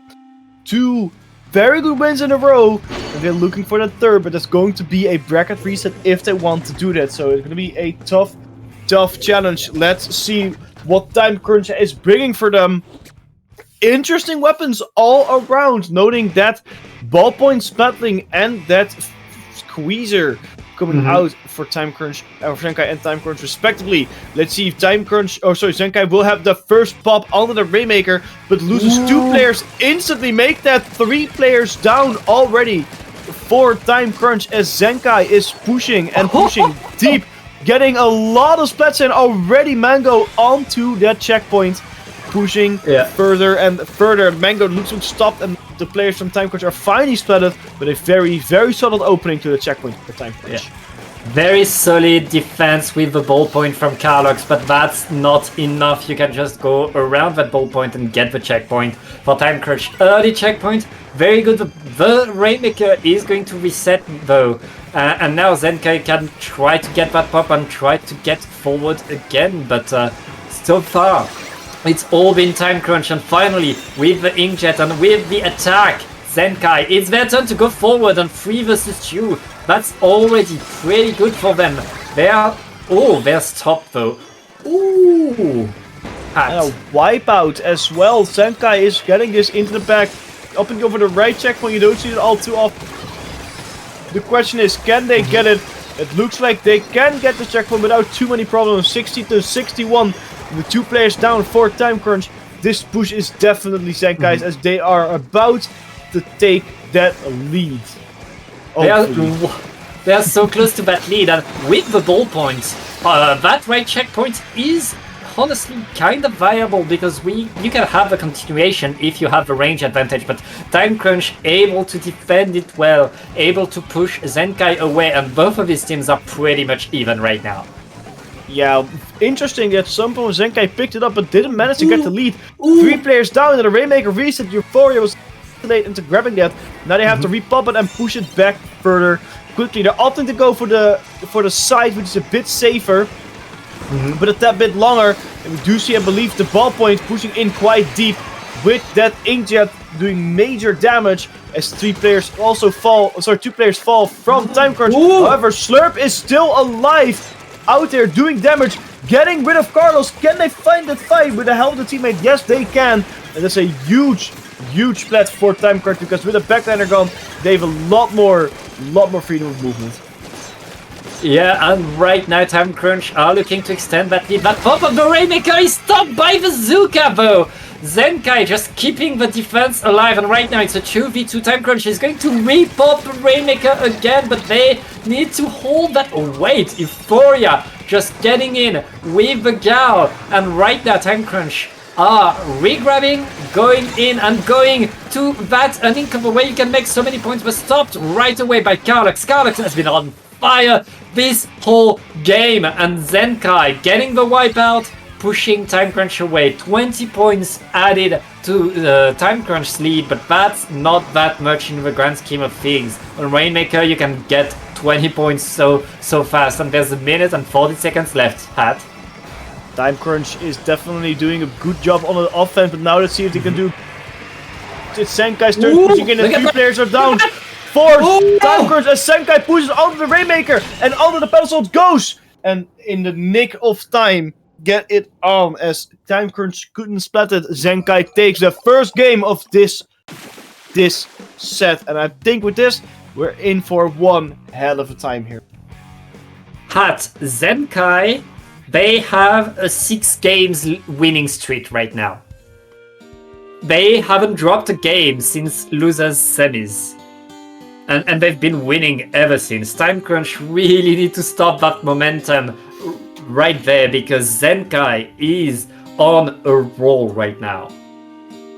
They definitely are, and the way they've been playing together, it's a very strong playstyle. And often I see with Zenkai, either all of them get splatted, or they just splat everyone. There's no it's either 3 players down or 4 players down for either Zenkai or the opposing team. And that's a very beautiful playstyle, because if you can sweep most of those fights in your favor, you can do some major damage. Time Crunch opting for the Rainmaker method. They absolutely destroyed Project Red on, which is Rainmaker on to Humpback Pump Track. Let's see if they can do the same thing against Zenkai as they did against Project Red, because that was a very, very well succeeded game for Time Crunch. But I don't know if they can do it again against Zenkai. Yeah, we've seen Time Crunch, especially with Dynamo, deal so much damage on these slopes, and Zenkai, they're gonna have to find the answer. But right now, I mean, they have found the answer to Time Crunch. Right now, Zenkai are the favorites. They got the pushes, they got the fight, they got the positions. It's all about doing it. And Time Crunch, as you said, they had a long break. They're coming in cold, and they have to get their head back in the game. Let's see how they do. Oh, Andy is no longer there. Okay, so no Dynamo for the Time Crunch, but still. That might have been different, actually. It might have been Andy not being there. Anyway, let's see if they can get the first pop to the Rainmaker. It looks like they can. It's going to be 50-50. It looks like Time Crunch is going to have that first pop. Can they force that pop into a push as well? Let's see. Everyone from Time Crunch is pushing a little bit forward as Zenkai is moving back to get some more strategic position, especially Uni, who opted to go to the top left bunker. No one has been splatted as of yet. There go 2 players, one from both teams. Let's see if one more people go down. Cats goes down. Carlox doesn't go down, but 3 players do go down for Time Crunch, and that's a good moment for Zenkai to pick up the Rainmaker and start pushing. However, Time Crunch quickly goes back. They lost 3 players again, but can Zenkai finally push? Carlox was in a good moment to push, but Mr. Rainmaker wasted some valuable time, but a good bubbler onto that pedestal will hopefully make the difference as Zenkai is slowly but surely making their way towards the pedestal. Making their way towards the pedestal, but a bit too slow means Time Crunch had the time to get their head back in the game. And right now, Zenkai gets a bad checkpoint, but it's a bit more scuffed than they wanted. It's a bit more painful than they wish they could have had it. And Time Crunch is back in control. They're gonna get that pop, and they're pushing Zenkai into mid. Zenkai, though, they're still there. They're still ready to fight, and Time Crunch is struggling to get away. Oh wait, never mind. They are not struggling anymore, and now it's their turn to attack. Yes, they're pushing hard and pushing fast, a lot faster than Zenkai was. They got a checkpoint there as well, and they're still alive. They're still waiting for that push. Buoy Bomb does come out for Time Crunch. This is going to be a huge Buoy Bomb. Unfortunately, it didn't do ultimate. Got the lead here, but the Rainmaker was forced back a little bit, so the lead doesn't mean all too much now. Slurp going in though, gets some spell at Uni, looks at Carlox. Carlox, the quick inkjet says no. The Rainmaker was sneakily pushed to 33, which is a very respectable lead. However, a wipeout will ensure that push is as dead as the Dodos. Yeah, and Zenkai not wasting any time, looking to get back that control over mid, but they're meeting Time Crunch, ready to fight them already. We're going to wait for that Rainmaker to reset, unless Euphoria looking to make the surprise flank, not going to get anything. But the pop is going for Time Crunch, and it looks like Time Crunch has the numbers advantage, and they're going to get another push with that. I'm pretty sure they can get another push here. A sneaky push from Zenkai, delaying the push for Time Crunch a little bit, but not by a whole lot. And in fact, it cost them 3 players, but the fact that they have to repop again delayed them enough time for Zenkai to respawn in their base. Means they can do some proper defense, but most of them did lose their most, if not all, their special charge. So fighting against special without any specials might be proving a little bit tough, as Carlox gets splattered by the Inkzuka from Melon. as Mango holding onto the Rainmaker just like the first time they played this map in this tournament is looking to push forward. A lot of bomb spam is going to prevent the push forward a little bit. It looks like they got fine, got splattered, but the map is still in big control of Time Crunch. 2 players are down. The 2 players who are alive are still able to pop that Rainmaker because they just have more raw damage. Slurp coming back. Melon coming back as well. Uni picked it up, but got splattered by a beautiful Ixuko shot from Melon. And this is not looking too hot for Zenkai here. That splat could snowball very fast in favor of Time Crunch. We've seen what Time Crunch is able to do on the opponent's street once they have a pop of a Rainmaker shield that they get to 10 points, and it's just Cast with a Junior looking to defend, trying to get that extra bomb to stop what Time Crunch is doing, but it's not going to work. We are now 1-1. Beautiful, beautiful game by Time Crunch, and exactly the best counterpick scenario that they could have imagined. They did almost the same as they did the first time when they played this map, but they showed the raw strength of Time Crunch. The counterpick is now in the hands of Zenkai though, which is advantageous for Zenkai, that's for sure, but Time Crunch warmed up in that first game and showed it off. Yeah, but as we know, this is the map mode that Time Crunch really likes to play on. Now Zenkai, they've gone through the toughest, and they managed to put a fight against Time Crunch on their favorite map mode. So that's still pretty good for them. Now it's all about finding the map mode where you can get the best of your players. I mean, we haven't seen Karlach switch to the Eliter yet, and we know that Zenkai love their good snipes. Yeah, I'm wondering when they're gonna swap to the Eliter, but I think the ballpoint is doing them just fine. So maybe they'll stick with the ballpoint until the Eliter is absolutely necessary. But I think with a map such as Splat Zones and Barnacle, you can get away with a ballpoint. Yeah, that's a big if, by the way. I'm hoping I'm still going strong. I mean, we can wait. We'll see on what map mode we go, and it looks like there was a sub on the side of Time Crunch. Someone is Time Crunch. They keep getting subs after sub every game, but yes. This is now Zenkai's turn to counterpick. They have a counterpick advantage. So they need a bracket reset, but at least they have a counterpick advantage. They only need to win on their own counterpick if they want to get that reset.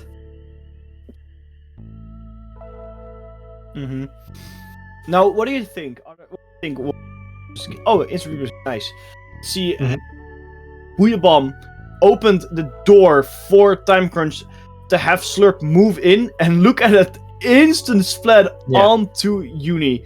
That was stupid fast. And then right there as well, popping it again into their base, having Mango push it all the way to 10, almost secures that game. And having Slurp from below just push it and pop it, and already having the pedestal painted, that's such very, very strong teamwork being shown here by Time Crunch. And that's something I think Zenkai was very much missing.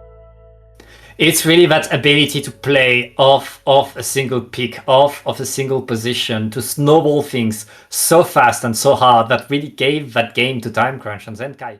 They need to be ready. They need to be able to stop that if they want to win this next game. That's going to be Museum d'Alfonsino on Splat Zones. I don't think we've seen Museum yet, Hat?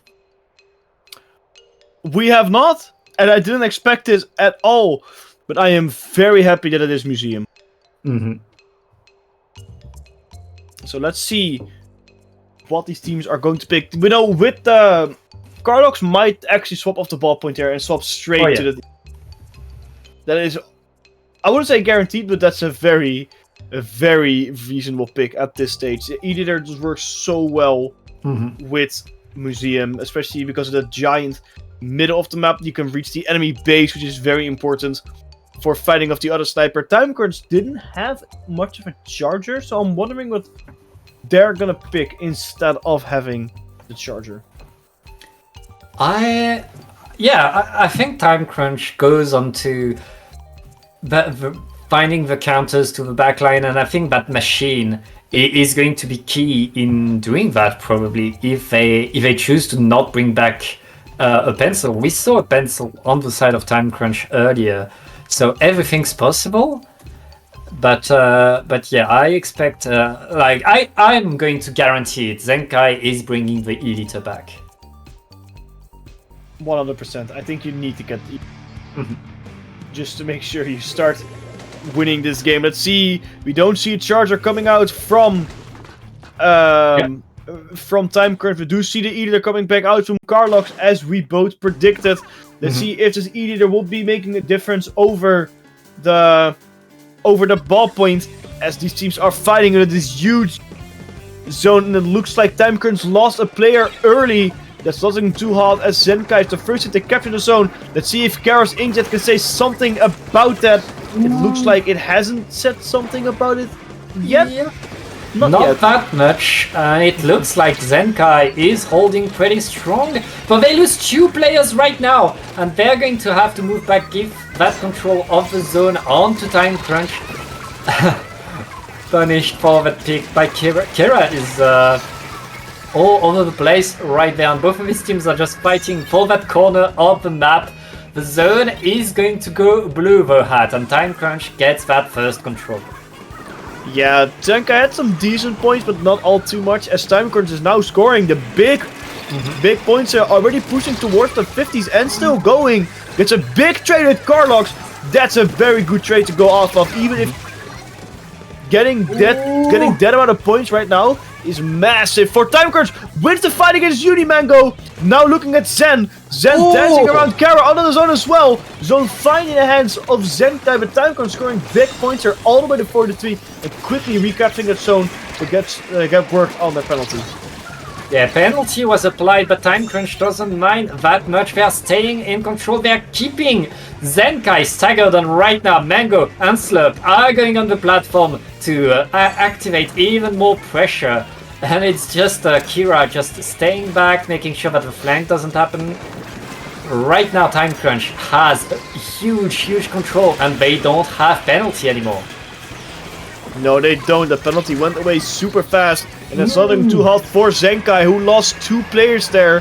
They're having to fight, and they have to fight it fast, but Time Crunch is doing everything they can to keep Zenkai into the base. 2 players down for Time Crunch though, but they're already at 14 ticks left. The zone has finally been captured by Zenkai, but it's going to be a long way for them to start getting towards the points that Time Crunch has scored. The Zenkai not the fastest to move up into the base of Time Crunch, who are slowly respawning and slowly preparing themselves to get back into the fight, as Yaru is already fighting and gets absolutely shredded by Zen.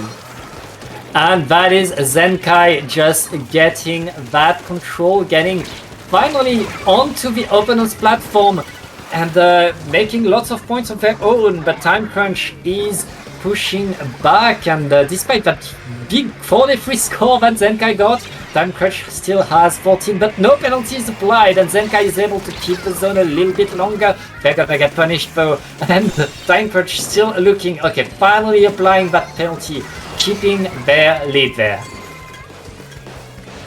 Yeah, that lead is so important. Zenkai scored some big points though. They're slowly working themselves up. This is going to be crucial for Time Crunch, because if they cannot let Zenkai lose at the speed they've been going loose at so far, they'll sure to lose this lead. But anyway, Time Crunch penalty is almost over. They're almost ready to get some more points in. Only 10 ticks left for that penalty. Buibom coming out though for Zenkai, but everyone Time Crunch is at the ready to bait over the Buibom as soon as possible, and Slurp's own Buibom comes out in a very good spot under the Rage Breaker, under the bombs, and forcing everyone back for Zenkai as Time Crunch gets this KO and puts themselves into match point status. Not just match point, it's tournament point for Time Crunch right now. They are just 1 game away from being your paddling pool champions. And Zenkai, they've been done before. They have come back, and now it's time to show how much they can come back, because they have to win the next 2 games just to stay alive in these grand finals. Yes, they do. They can counterpick again, but The last counter pick hasn't worked out all too well for them. So tough shots. They have every single right to choose a map such as Hagglefish or Maiko.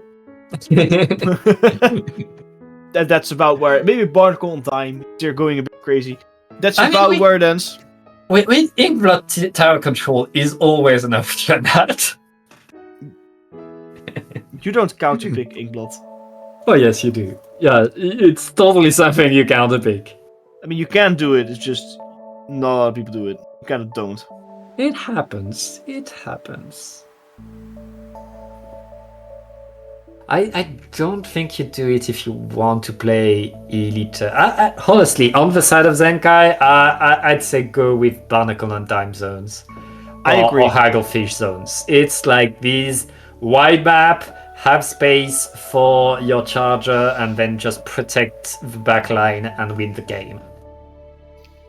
I think Barnacle on Time is the best option, just because of how strong editors and pencils are on that map. And Timecrunch doesn't have a big response to this. They go infect the Mahi. Always a good option. It's a pretty solid option. Yeah. Always a good option. But it's a tough option for Zenkai. They need to win this one. It's now or never. No more. Again, I mean, Zenkai, they were one game away from being booted out of this tournament, 2 sets away. And so they've prevailed then. They know they can prevail now. They've already taken a game off of Timecrunch. They just need to take 2 more. And it's all going to start here. I'm calling it. Zenkai win this one. Yes, I think Zenkai will also swap back towards that ballpoint, seeing it either can work out here, but I think that especially with the playstyle that Timecrunch is rolling out, that ballpoint might just be a little bit stronger than either. We're going to have to see. Timecrunch seems to be sticking with the same composition. Carlock seems to be sticking with that either confident in their abilities to win this fight against Timecrunch. Let us see as Timecrunch is preparing themselves for the match point and the win of Planning Pool 249 as Zenkai is trying to get redemption and get themselves into a bracket reset. Big opening for Zenkai as they got 2 splats and the first capture on the zone. Make that 3 splats is just Mango alive. Use their Tacticooler a little bit too early for everyone to be respawning. I'm not getting much use out of that Tacticooler.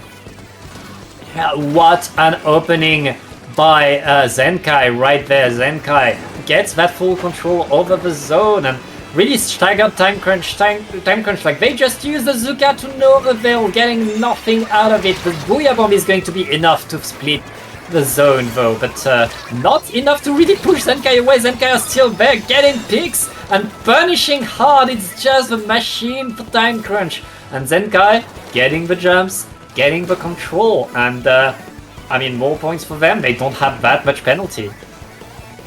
Yeah, it's a good opening for Zenkai. They're definitely playing this strategically in a way that I like to see. Uni push forward a little bit, trying to get some damage onto some people from Timecrunch who are moving forward. Killer Wheel coming out for Timecrunch doesn't do a whole lot. However, everyone from Timecrunch is now hard on moving in and pushing in. Their Tri-Starter goes down, Tacticooler goes out. Can they make work of this? Can they capture the zone and neutralize first? Couldn't cap it as Timecrunch is losing out on the fight. Zenkai doing massive point scoring, already down to the 20s and still counting, losing 2 players. Finally ensures Timecrunch can capture that zone, but Zenkai is doing everything they can and they're doing it beautifully to win this game. They did a lot. Zenkai able to apply penalty again, but penalty is not enough, guys. You need to take the zone and keep it if you want to make points. Right now it's all Zenkai. They have this map in their pocket and they do whatever they want with it. Another penalty apply, and finally Timecrunch moving forward, getting the numbers advantage and able to push Zenkai away. And now we're going to see Timecrunch on their strong suit when they are in control and keeping Zenkai away. It's all on Zenkai to push in now. Yes, Timecrunch has a free reign onto that They're scoring big. Let's see how Zenkai is going to respond. They're doing massive turf on that zone. 2 players down though, but looks like Time Crunch cannot hold onto the zone. They finally got some paint back on it and started continuing to score points. They almost look like they lost it, but still, Zenkai is doing big damage onto the zone. 1 player down for Time Crunch, 2 players down for Zenkai. Time Crunch is getting awfully close towards that lead. It's only a couple ticks away. They can feel it. They can smell it. Lead has been swapped. It's almost time for knocker for Time Crunch. If they knock this out, they win this tournament. Zenkai have to move it fast. 3 players down. Can they get the zone? A wipeout. Right. It's not over. Time. It's not done yet. Zenkai now in control of the zone. Not yet in the lead, but the penalty, only 30 ticks left. It's not too big. In a minute, they'll be on the lead, so Time Crunch has to respond very quickly. This is the one push for Time Crunch if they want to get in, but they already get 2 down on to Zenkai. Time Crunch is going to apply penalty again. They're going to push, and Zenkai now struggling. They need to stay near the zone. They need to be able to keep that control and get back in. They don't have that much penalty because of how many times Time Crunch has applied it onto them. But they need to stay there. There's just 1 minute and 10 seconds left, and Zenkai are going to need to hold the zone more. But right now it's all Time Crunch looking to seal the deal right there. Yeah, for Time Crunch, this last minute is gonna feel awfully long, and this penalty cannot go away any faster.